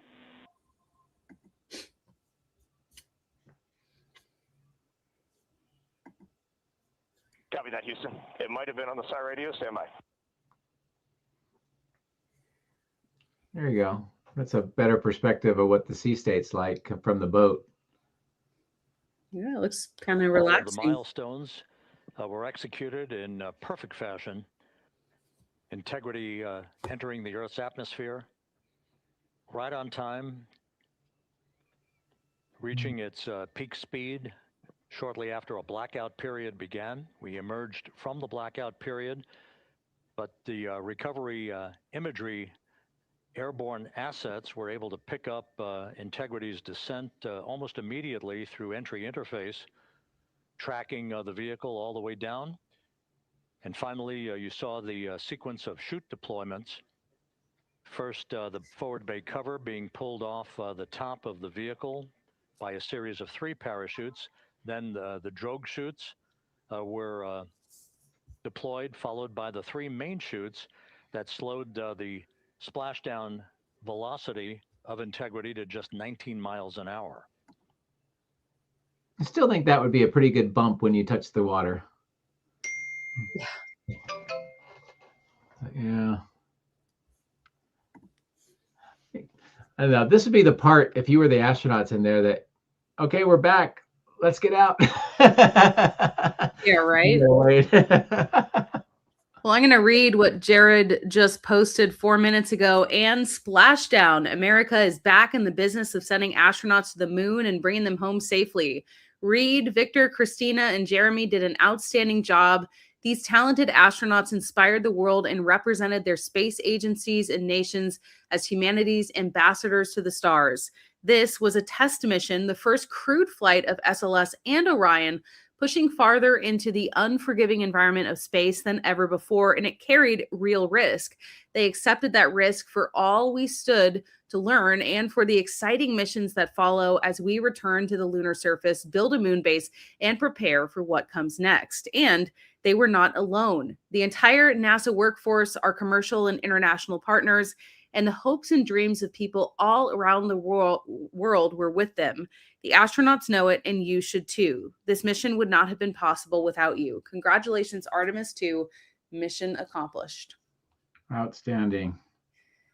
And, we had that as a draft, by the way. It was a draft tweet. I don't think he just wrote that. He could have, he's actually pretty good with words, but maybe, I don't know. I feel like you got to have some of these responses, sure. queued up, ready to go. Yeah. Well, I'm very happy for the crew. I'm really happy for the workforce and everybody that worked on the Artemis program to get this going. But honestly, I'm very, very happy for Jared because this gives him a lot more, wind at his back to make the changes that he wants to make. For sure. Let's see. Approaching another thing is this is the last of the old school. This is the last of what Artemis was originally planned to do. Now with Jared's plan, we are getting ready to head off on a new path, which is kind of neat to see that passing of the torch. And is still kind of to be determined. It is. I think now that Artemis II is back, and they'll get the crew back and all, and they'll do the post-mission, press conference. I think fairly rapidly after that, we're going to start hearing from NASA what their plans are. I mean, the mobile launcher one's getting ready to come back to the VAB. They've already got most of the SLS for Artemis III at Kennedy Space Center, so that'll be stacking. They'll probably say what the profile is going to be for Artemis III and what they're trying to do. They may tell us who the crew is. And then after that, the ball's a little bit in Blue Origin and SpaceX's court as to which of the two or both are going to be part of the Artemis III mission. And between Artemis III and Artemis IV, by the way, Blue Origin and SpaceX have at least one additional mission, and that is the demonstration that they can land an uncrewed version of their lander onto the moon and then take off safely. So just because it says Artemis 3 in 27 and Artemis 4 in 28, that doesn't mean nothing in between. There's actually some pretty significant missions in between for both SpaceX and Blue Origin. And let's see what they're saying now. For the initiation of the power down procedures that, as you see, the recovery teams are moving towards the side of the capsule. The next major event will be the erection of that large inflatable raft called the front porch. that will be the port of call for the crew as they're being extracted one by one from the vehicle.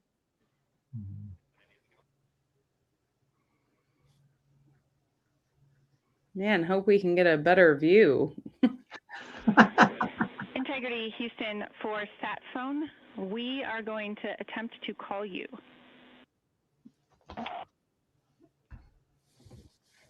In their song, call me. And Jackie, yes, we are pushing the push to talk, the two buttons on the left side of the radio below the up-down arrows. We are utilizing them. I'm rebooting the radio to see if we get good comms. Okay, we copy all. And just to confirm, you are seeing that you are touchdown plus 3030 for power, correct? That's affirmative. Look at all the boats showing up now. Yeah. And a helicopter. Wow.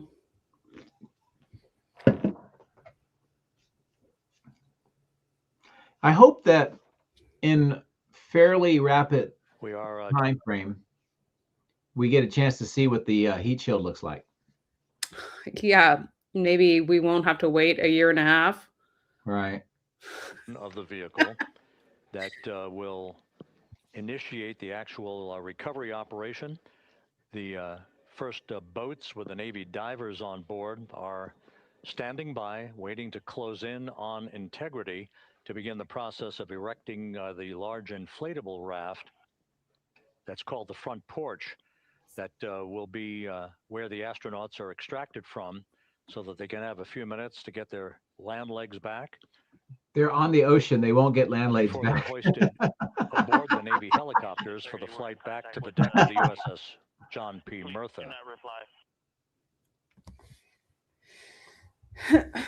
By the way, speaking of heat shields, this one is kind of unique. It was really only for Artemis II. The next one is of a slightly different design, and that's why we were talking about will they get a highly eccentric orbit for Artemis III to try to stress out the new heat shield, because that'll be a good test before Artemis IV. Mm-hmm. Now, do you think that, okay, here's a more zoomed in one. Houston, please don't reply. NRD, very weak, but readable. Master diver, we can hear, but they cannot hear us.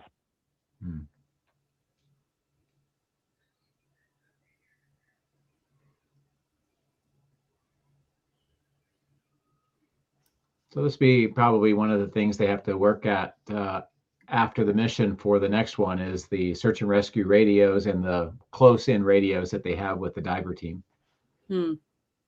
Seems like communication has been something of a challenge throughout all the wet dress rehearsals and even some of the mission and now here. So I think that's probably one of the big priority items that NASA is going to have to look at.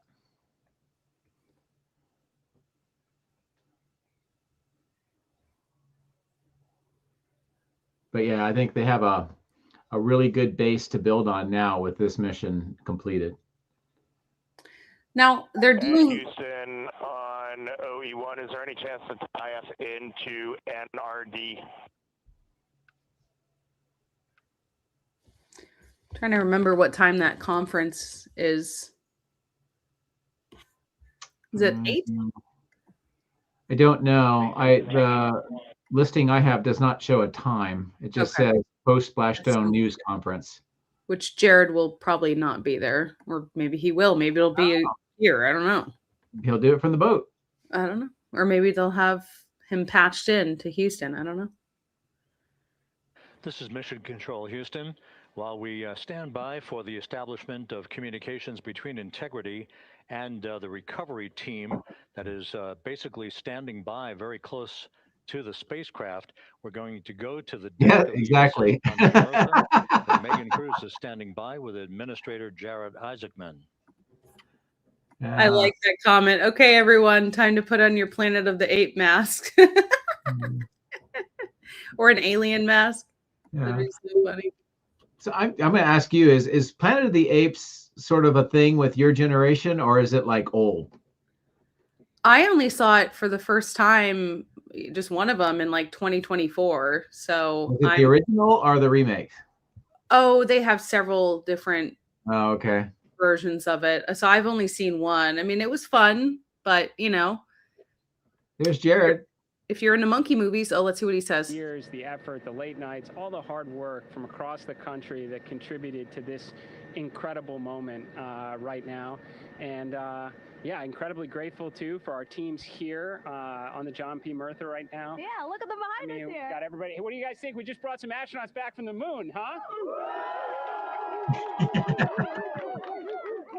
He is pumped, and rightfully so. So grateful to the Navy, the sailors that are here, the NASA teams. I mean, this is a joint effort that's on their way right now. These recovery forces are getting out to our Orion spacecraft, to Integrity, get our astronauts back on the ship safely. Yeah, and this is not just an accomplishment for NASA. This is an accomplishment for humanity. Again, a historic mission to the moon and back. How does this make you feel, and what do you hope people take away from this?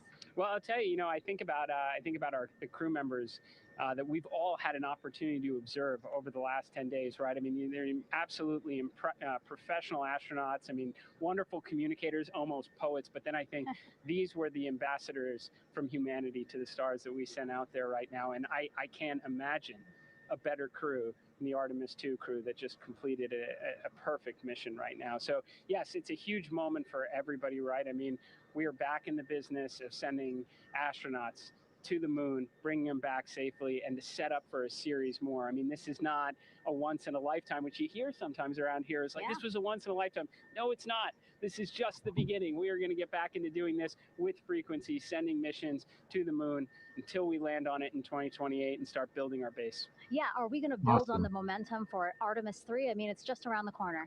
Absolutely. So, I mean, that's, part of me too. Like, I can't wait to get the crew off of Integrity right now, but also getting Integrity back on this ship so we can start taking a look at it, because all that data is so precious to us right now. I mean, we are going to definitely want to take a good look at the thermal protection system. We're going to want to download all the data they couldn't transmit back to us and use that to inform Artemis 3. But we're already making progress, right? You had SRB segments already showing up at KSC. Core stage for Artemis 3 is rolling out on April 20th.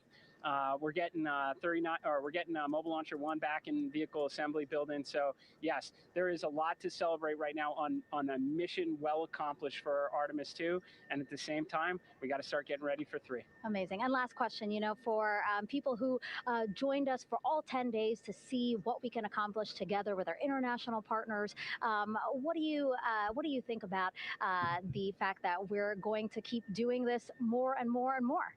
It's incredibly exciting. I mean, yes, it's the contributions, like the best and brightest across the NASA workforce from across the country, our industry partners, our international partners. We had a Canadian Space Agency astronaut on board in Jeremy. We had the European Service Module. And you think in the days leading up to this launch, I mean, 48 hours prior to launching Artemis 2, I was meeting with the Italian Space Agency. We signed a memorandum of understanding to build a habitation module on the moon. I mean, you have countries, all of our allies and partners coming together saying, we are committed to this effort. We are returning to the moon. We're doing it to stay. We are building that enduring presence. We are going to master the skills on the surface of the moon so someday we can undertake missions to Mars. It's just an incredibly exciting time, and we're not going at it alone. We're bringing everybody along with us. Absolutely. And speaking of everyone, one more time, we're going to ask the crew here, you guys ready to land on the moon? Awesome. I love that. Okay, well, thank you so much, Administrator. Appreciate you being here. We're, of course, going to stay on to watch the crew get extracted from Orion. So stay tuned, and we'll see you back here shortly. Isn't that so exciting? Not only we just had this mission, but all the things that we have to look forward to, and they're just about ready to start on all that. It's just, I don't know. Sorry, this is a side note, but I think it's so funny that we still say "stay tuned." It's like so outdated, Okay. Your internet channel. Yeah, this is taking longer than I expected it to take. Yeah. Right. Well, I don't know. I mean, it's the first time they've done it after an actual mission, so they're learning that a little bit. I know that SpaceX with the Dragon, they've had a concerted effort to try to accelerate it, and I think NASA will as well. But yeah. Kind of, actually that's sort of cool, Will Manstand, and maybe this is Apollo 18. They they had Apollo 18's flag on. They have it on board that was going to be put onto the surface. So they have a part of Apollo 18, and yeah, just only 53 years between flights. Only. Yeah. Man. No, it's just so cool to hear Jared and all the excitement about, we're not just done. We're just starting, and all the things. It's all the things ahead of us. It's something. He is an actual real life billionaire, but he's got to feel like $1 billion right now. Absolutely. For real. I mean, this is like what a crazy first few months he's had as NASA administrator, and to think that it was almost completely taken away from him. Like, it's such a crazy just turn of events for his timeline, True.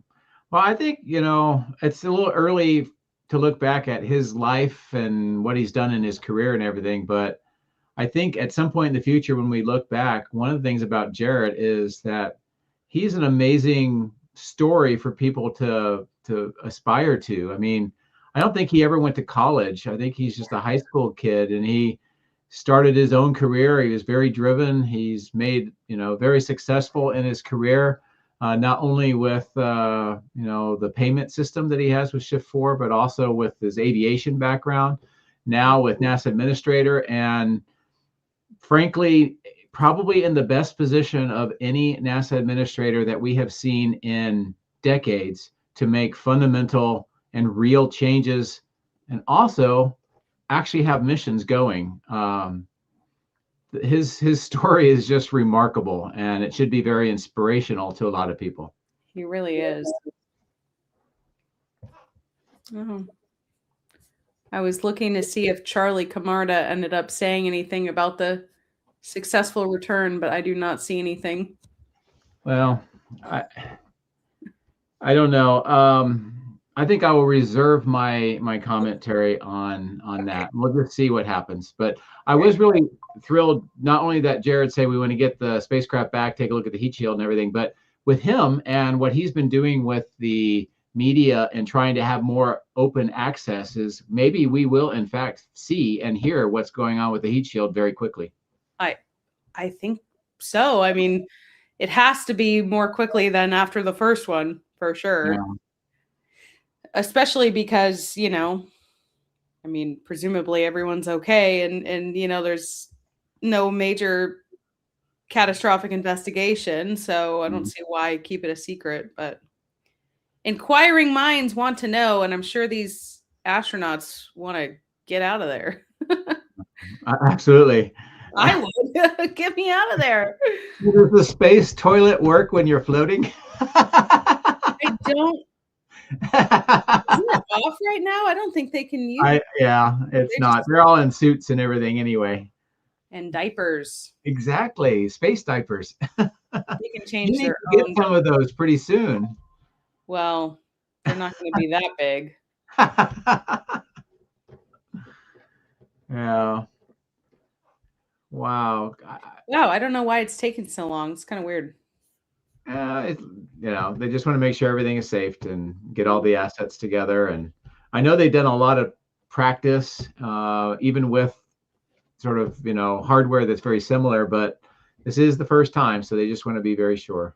Well, they said it was safe kind of a while ago. Let's see what they're saying. Powering down of the vehicle.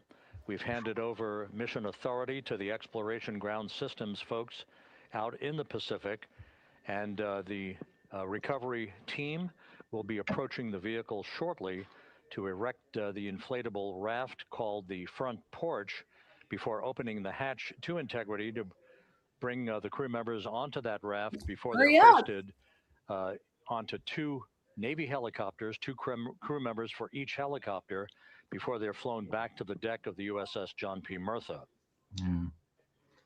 I don't know what it is in my head. I just think about some of our life support equipment that I've trained with, and I just have this floating kind of like a big donut with a fold out flap that reaches out to the spacecraft, and that's what they call the front porch. And I'm curious if I'm right. I mean, that's what I'm thinking right now. Well, any day now.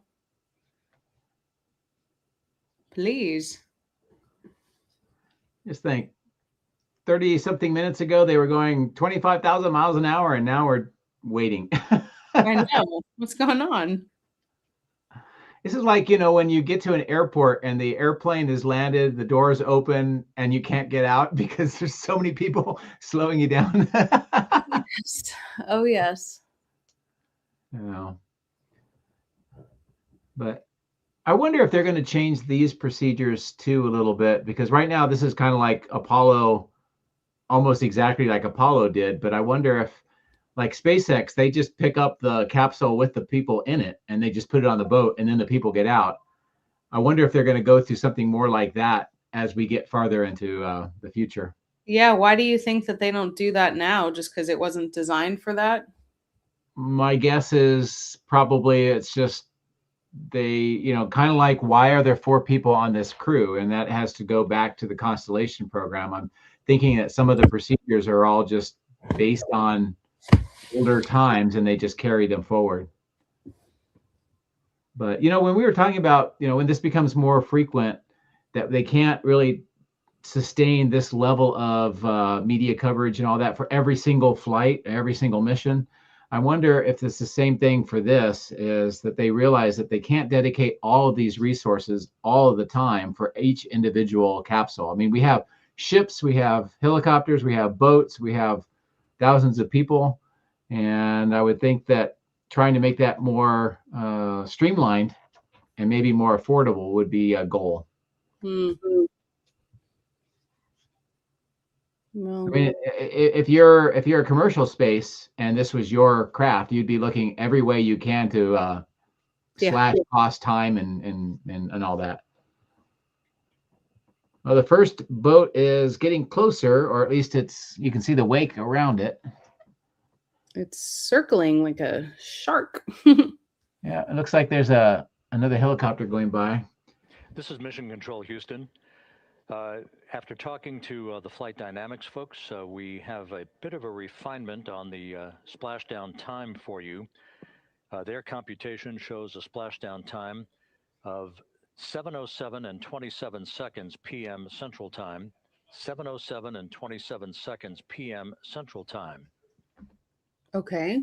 Well, what about the astronauts? I want to know. Yeah.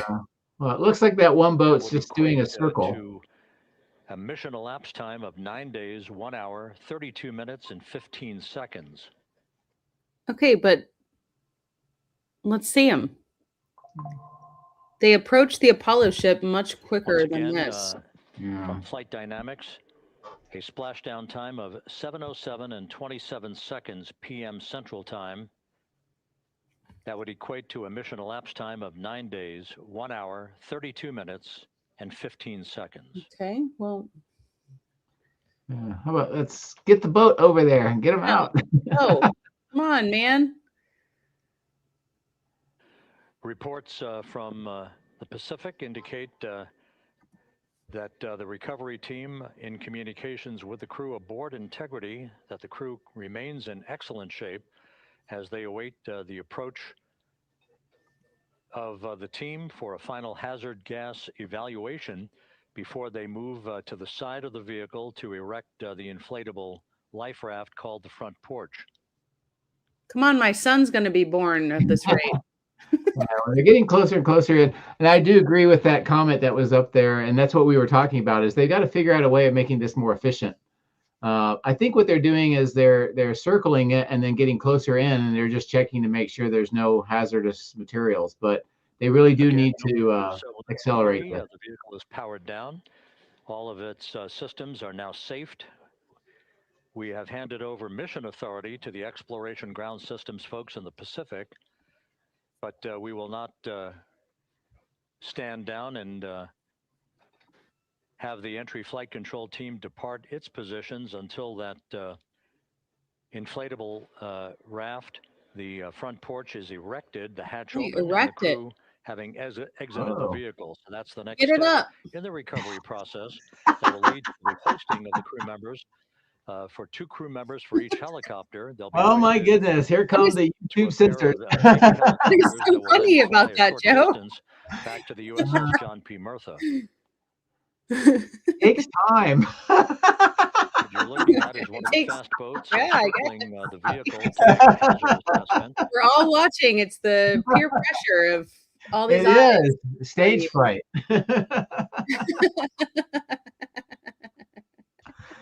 Oh my goodness. All right, let's get the front porch inflated. Yes. All right. Okay, they're the closest they've been, so that's a good sign. That is true. I wonder if we're gonna get, you know how SpaceX with the Dragon, you get the guy on top that jumps off. I wonder if there'll be anything like that.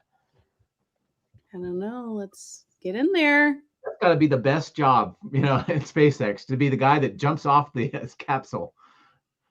That'd be cool. Oh my God. I haven't seen any dolphins, but then again, as James, the other guy, was mentioned, the quality hasn't been great enough to be able to tell for sure. Hurry up. It's 2:42 a.m. in Sweden. Sorry. Oh, is it? Okay. Oh, don't worry. We're all wanting to see those four faces. Who's going to come out first? Who do you think? I think it's Christina. Oh, is it? I think because she's the one closest to the door. Okay. And I think Reed is the last one. And the only reason why they might change that is if one of them had an issue that they need to get them out sooner. But I think Christina will be first, Reed will be last, and then it's depending on what Victor or Jeremy, maybe they'll flip a coin. They put Canadians last.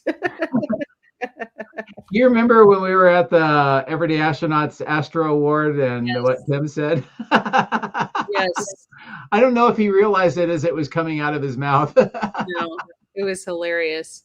The people that weren't there, Everyday Astronaut was like, what was it? He said like, oh, we're all humans, and then you're a Canadian or something like that. No, he said Artemis II is going to be sending 3 humans and a Canadian. Yeah. And it was like, okay.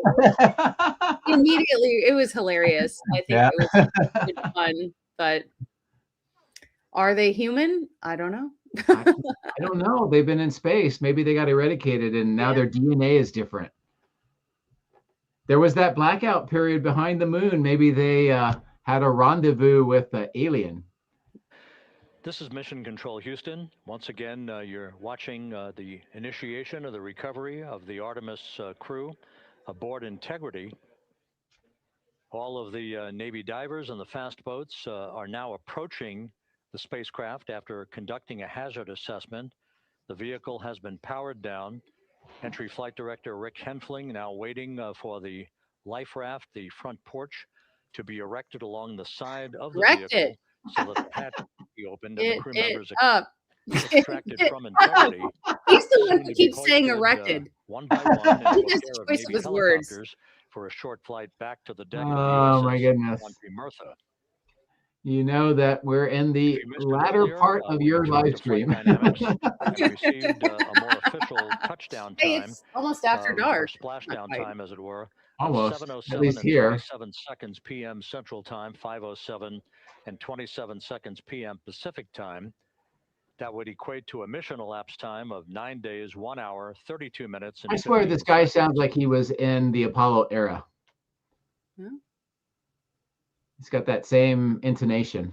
I agree. So weird. What are they doing?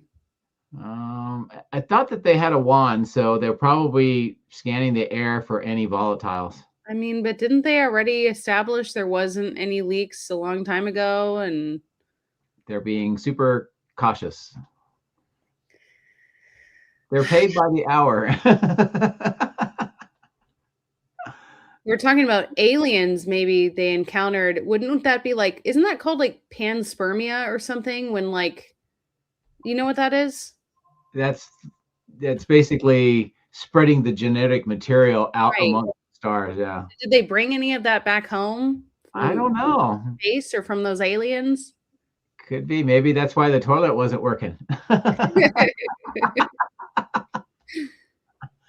You don't know. Yeah, well, and not that I want to feed the conspiracy people, but at the launch, when the 4 escape systems released and it fell away. Now, to make that work is that somehow they've got to get the crew back on board so they can come out. So maybe there's a submarine that's docked underneath it, and the astronauts are crawling up through the water. Oh. Wow. Well, Jared got his statement out of the way pretty quickly. Yeah. Here we are, still waiting. You should post that. When are we going to get the astronauts back? Yeah. I thought this would be.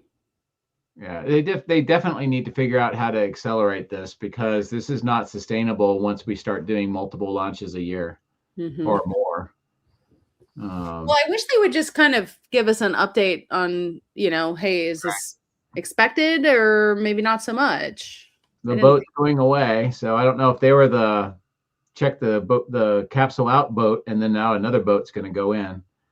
But when we talk about reusable spacecraft, this is one of the reasons why I think companies like SpaceX want to do that with Starship, something fully reusable, but rapidly reusable, so that we don't land in the water and then we have to spend hours getting the astronauts back and then having to then refurbish the entire spacecraft. And I think this one will be used again at some point. I think there is a reusable part. From the imagery assets out at sea in the Pacific of integrity, we continue to get good reports from the landing and support officer, who's in contact with the recovery team, that the crew is in excellent shape, no issues.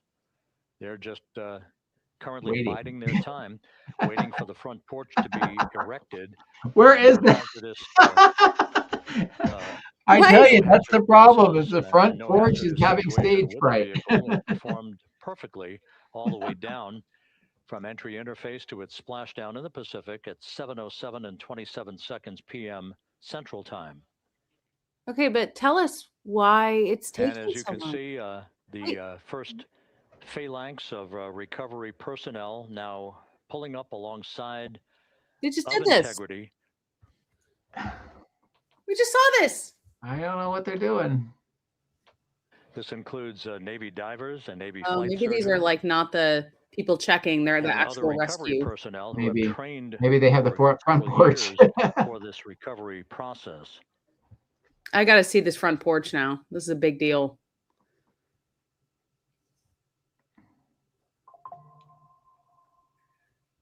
At least they're touching it. They're waving. This is like so weird.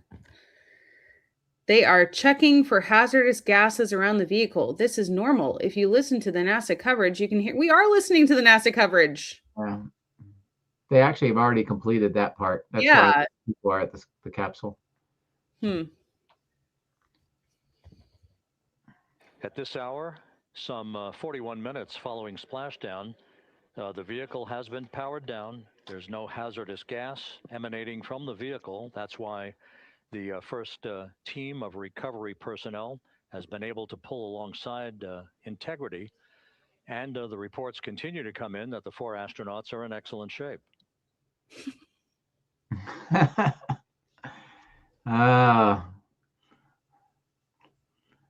Dude, what is going on?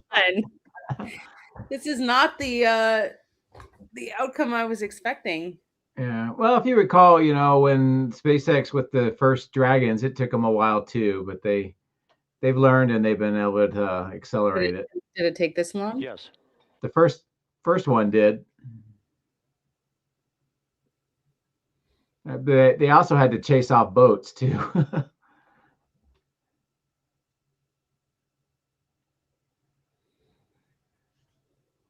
Well, hopefully we see something inflating soon that will attach to the capsule so they can open the door. You mean erecting? Yes. Yes. It is a weird choice of words, but that's their lingo. It is what they went with. Is it going to be like around, like, have you seen this thing, this front porch?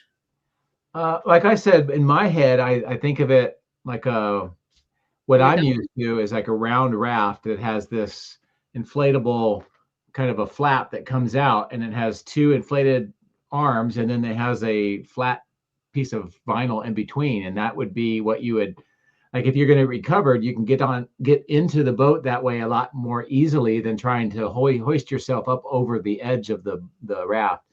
But I may be wrong. That's just my experience. So I'm kind of curious what they actually have.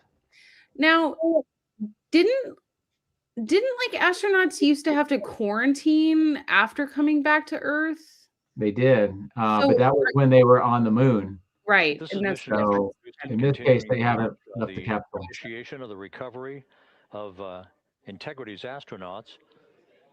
One by one, they'll be brought out of the spacecraft onto a large inflatable raft we know. just a short time from now. In the meantime, we can go back to the USS John P. Murtha, where my colleague Megan Cruz is standing by to provide her situation report. Megan, can you hear us?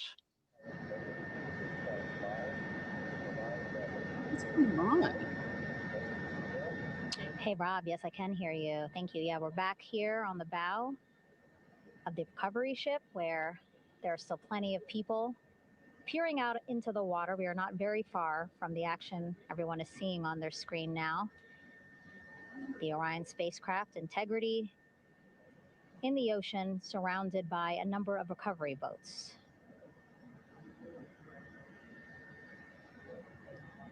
As Rob has been saying, in those recovery boats, NASA and Navy personnel specifically trained to get the astronauts out of Orion.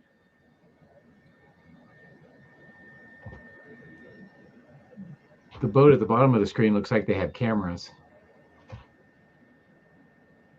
Wonder if they're filming it. In some of our wide shots, you can probably see that there are 6 boats out in the water. More than 40 people out in the water right now on those boats. Where's that yelling coming from?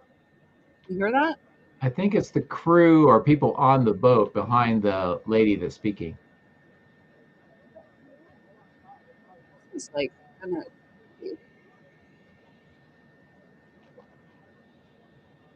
Well, at least some of the capsule's still shiny silver. Not like supercharged.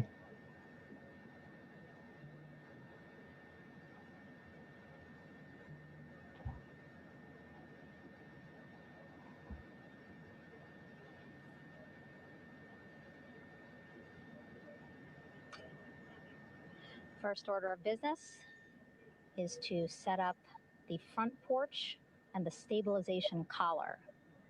You might also hear it referred to as a stab collar.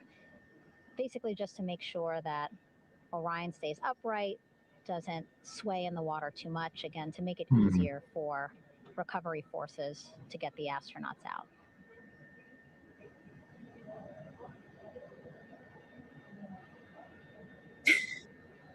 Well, I don't know what to say. Yeah, is the front porch in the room with us right now? Yeah. I don't know. We splashed down in the Pacific Ocean just after 5 p.m. Pacific time here. It's a requirement by NASA to be able to get the crew out of Orion within 2 hours of splashdown. Okay, well, you're coming up on an hour. So doing great on time so far. Plenty of time. No rush either. I was speaking to NASA flight surgeon Rick Schuring earlier in this broadcast, and he said to me, no rush to get the crew out. Just want to make sure that they're feeling good.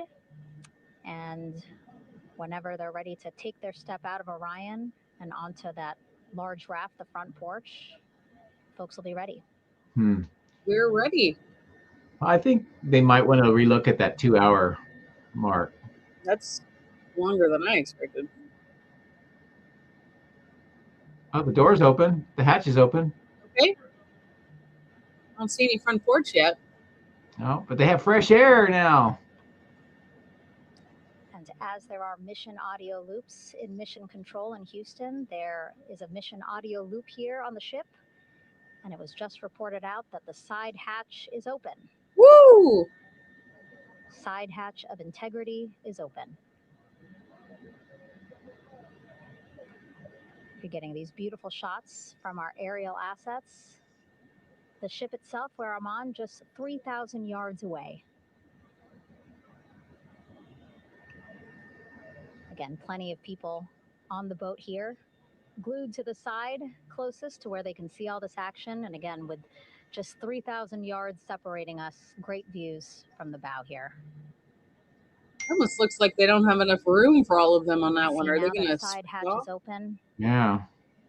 One of the Navy personnel is about to get inside there. I wonder if the front porch kind of attaches on the inside and then it covers over the bottom part of the hatch so that it's easier to get out. In total, 4 will go into Orion. So it'll be a little bit of a tight squeeze, but What? the goal is to have a recovery personnel with each astronaut assessing them. They're going to put 8 people in there? Oh my gosh. You thought it was cramped before.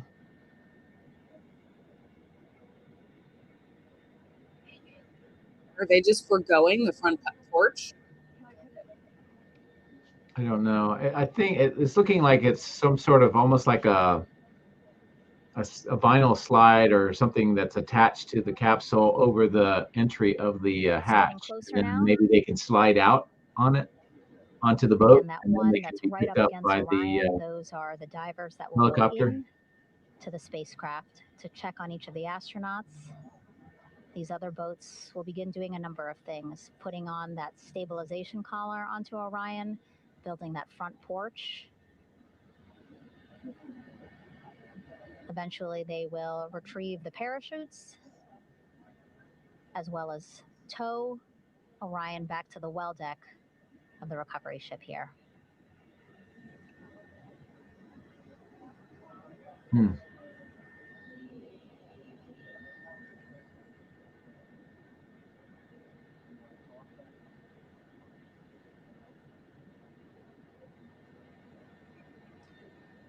And so as we wait for the Navy and NASA personnel to get their assessment of the crew inside of Orion, why don't we toss it back to Rob for an update?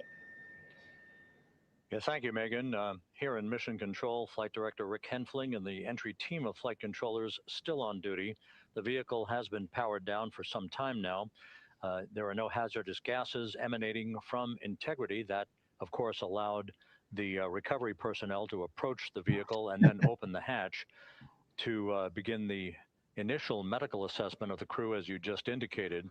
Now we're standing by for the erection of that inflatable raft, the front porch, alongside of the vehicle that will enable the crew to be extracted one by one onto the raft, have a moment or two to get their land legs back before they're hoisted into 2 hovering Navy helicopters, 2 crew members for each helicopter, for a short flight back to the deck of the USS John P. Murtha.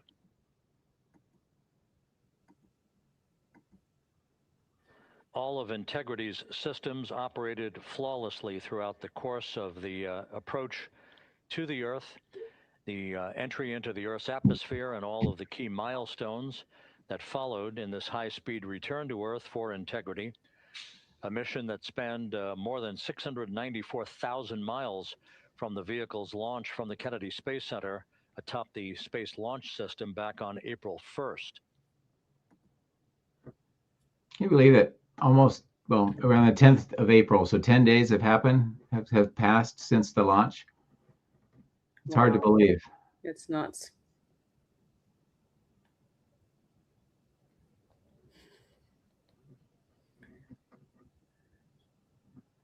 Well, let's see.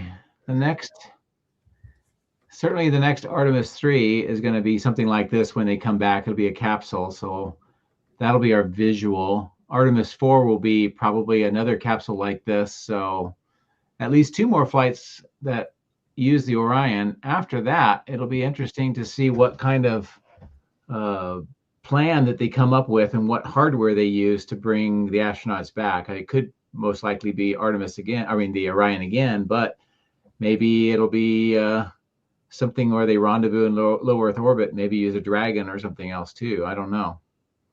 I think it'll be quite some time before a Starship brings people back. Yeah.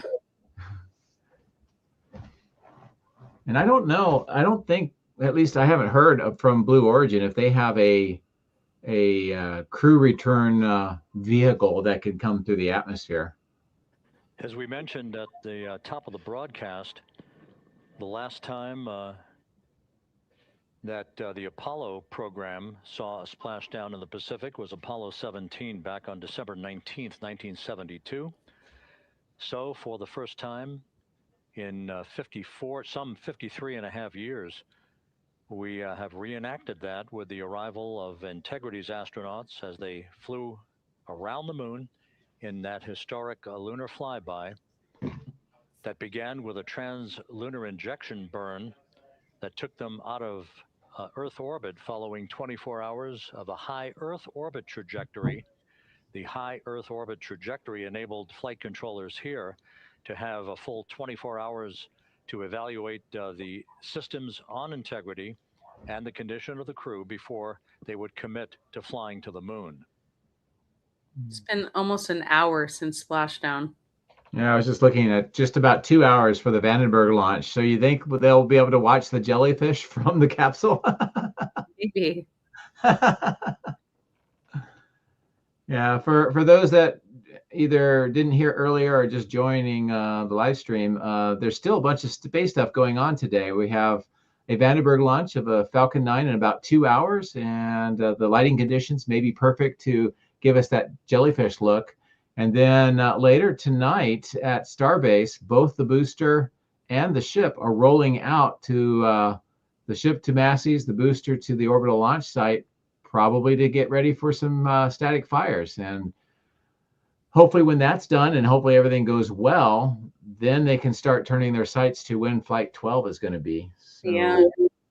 And I think New Glenn is supposed to launch, I think it's now slipped to the 16th, but in the next week or two, Blue Origin is going to be launching a New Glenn. So a lot of big launches coming up.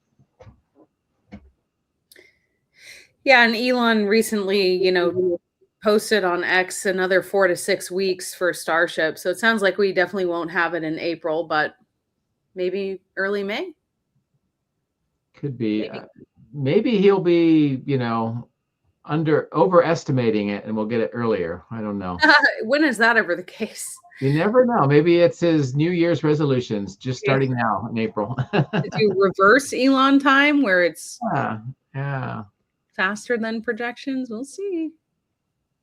Well, both what's going on with the New Glenn launch and their systems and Starship are absolutely critical for the next Artemis launch. So when we watch those, not only do we think that we got to see how Blue Origin and SpaceX are developing their ships, but we also have to start thinking about how they are working together with NASA to get us back to the moon. They are competitors, but they're also teammates too.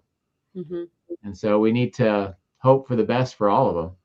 And so they're doing like a health check right now, right? And they have some additional recovery people in there. And then what?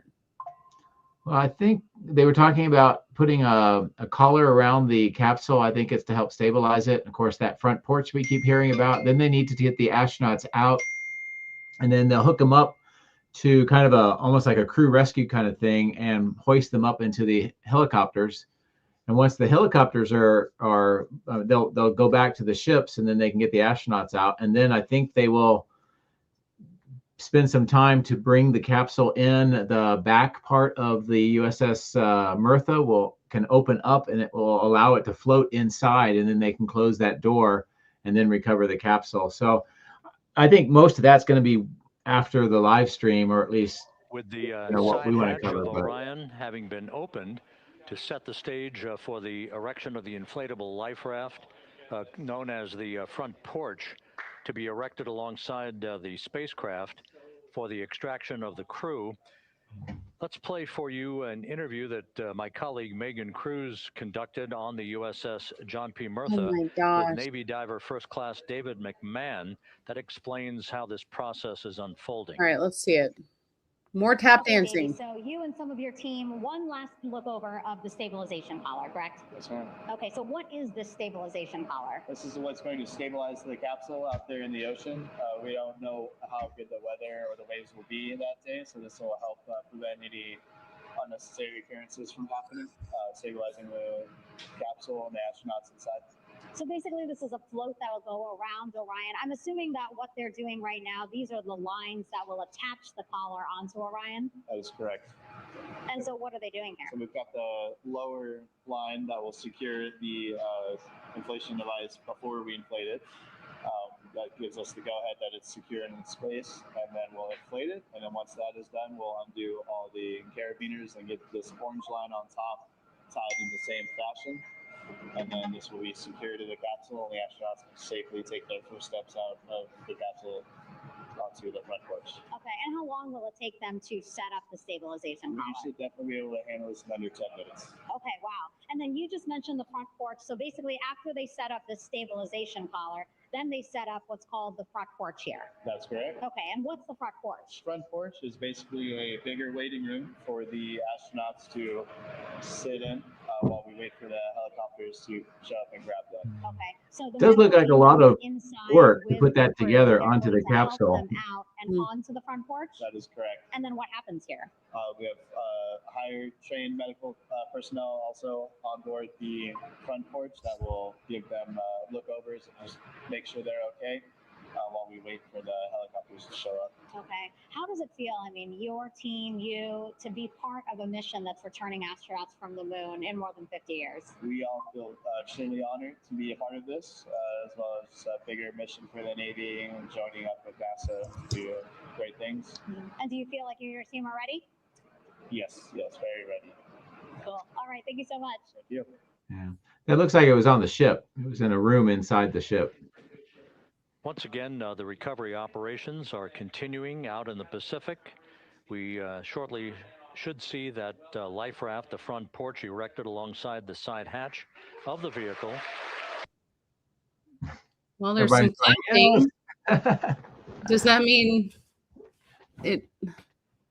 I don't know. I think that whoever has got that hot mic, they're probably doing another function around them. Controllers have come into the flight control room to receive congratulations from entry flight director Rick Henfling. But we're going to stick with our operations out in the Pacific as we await the extraction of the 4 crew members who are reported to be in excellent condition.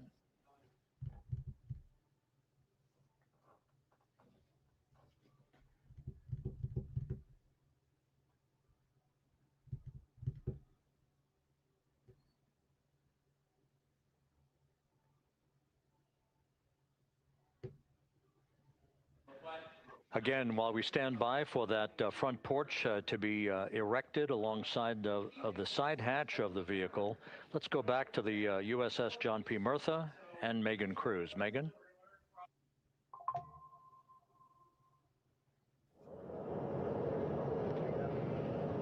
Hey, Rob. Pausing now to listen to some internal audio loops. Again, the operations team here on the ship communicating with everyone out on the water. It seems like currents are hindering them a little bit from unfurling and inflating the stabilization collar as well as the front porch. But again, the requirement to get the crew out within 2 hours of splashdown, plenty of time. I don't know. I think they've already used up half of it. Yeah, it looks like it's hindering the teams just a tad. Yeah, I wonder if that cable that they've got there is to help fight the current. See, this is where you can see in some of the shots that side hatch still open. Again, inside there are now 8 people inside. Yeah, I'm not saying SpaceX has all of the solutions, but divers, Navy divers, all with medical training, each assigned to an astronaut each. Yeah, but the way they do it, it kind of mitigates the chance of a strong current by pulling it out of the water. Right. Feeling good.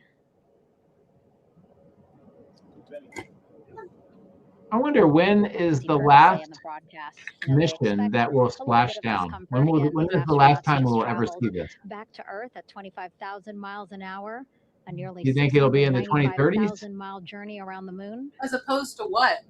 Well, right now we have capsules that go into the water. We have Dragons. We have the Orion.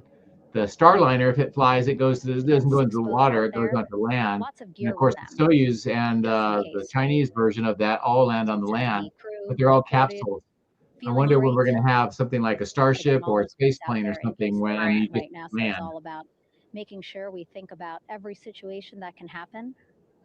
And so, of course, wanted to be ready in case any of our astronauts needed more medical attention while out there in the water. Yeah. I think maybe the end of the 2030s. You see now teams again. Yeah. Trying to set up the stabilization collar and front porch for the crew to get out of Orion. They need both, right? The stabilization collar will keep Orion from swaying as you see it is doing now.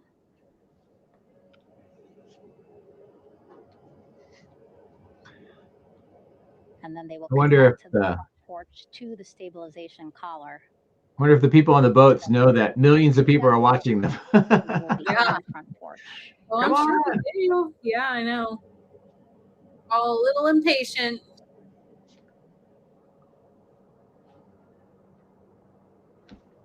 God, I'm like hungry again.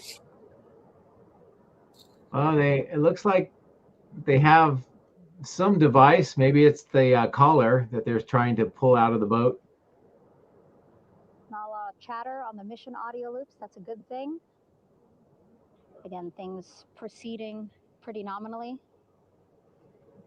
even if they're fighting some currents out there on the Pacific Ocean. Well, it looks like they're putting into the water that collar.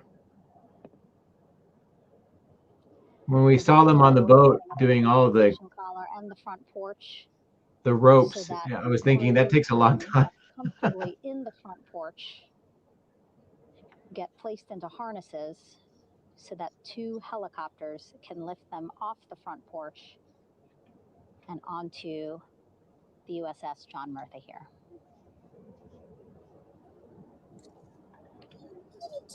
The helicopters are going to take turns picking up an astronaut. So again, Helo 1 and Helo 2.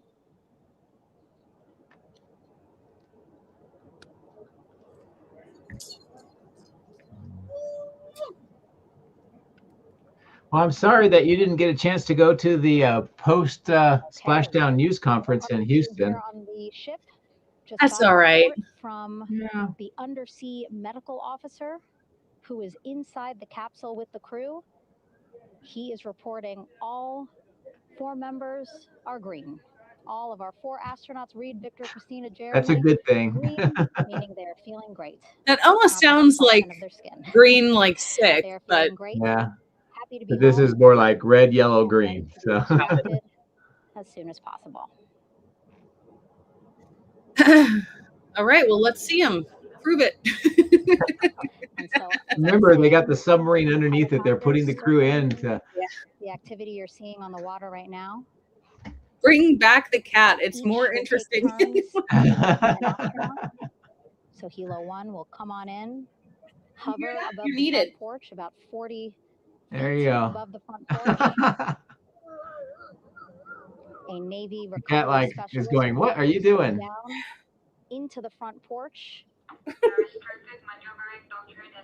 Will connect to the first astronaut, which we're expecting to be Christina. Well, they have those 5 balloons on top. Your cat might want to bat Helo 2 them. comes around. By the way, this is as Jeremy, high as their while volume goes Helo 1 on Yeah. NASA's. stays above Sorry. head. And then I don't know Helo 1 will why. come back in for another astronaut, and then Helo 2 for the last astronaut, and then back to the flight deck here. I don't know why they have it so low. I've been trying to like baby proof my cat, you know, like make sure he won't get mad if the baby's rough. Oh. Talking to He's good. a Assistant Artemis Recovery Director, Paul Sherpinski. I think at first they're going to be, what is that thing? He said helos are a much Yeah, quicker, I know. safer way to get on board. They'd actually consider boats, but then if you think about it, longer time, the crew would have to move through more of the ship. This way, the helos will give a more direct, quicker route to the medical bay for our 4 astronauts.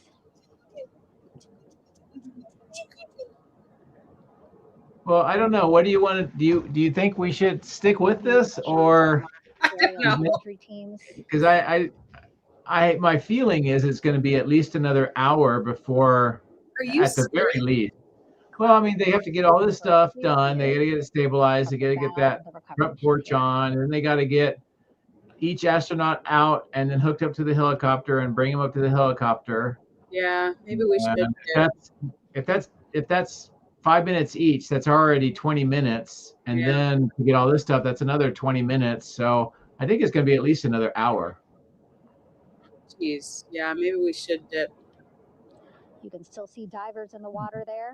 Because honestly, other than watching it, I don't have much to add other than I hope that they refine their procedures. I mean, people are already asking to see the cat because they're bored. So it's just kind of boring right now. As you saw in that interview, just a few so if you want to wrap up, that would be fine with me. I would just say it's been an amazing mission. I'm glad that they're back safe. Congratulations to NASA and the whole team. And I'm excited that this is really setting up that next second golden age of space. And this is just the beginning. We have a lot more ahead of us. Yeah. And I'm so glad that they're okay. Like, I was very nervous today, and I know a lot of people were, so thank goodness they're okay. I mean, they'll get them out soon enough here, and it is a great day for NASA, for humanity, for America, for Jared.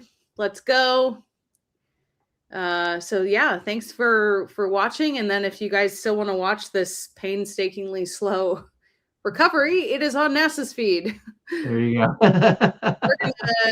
we're gonna dip. Well, thanks for having me on. This has been great.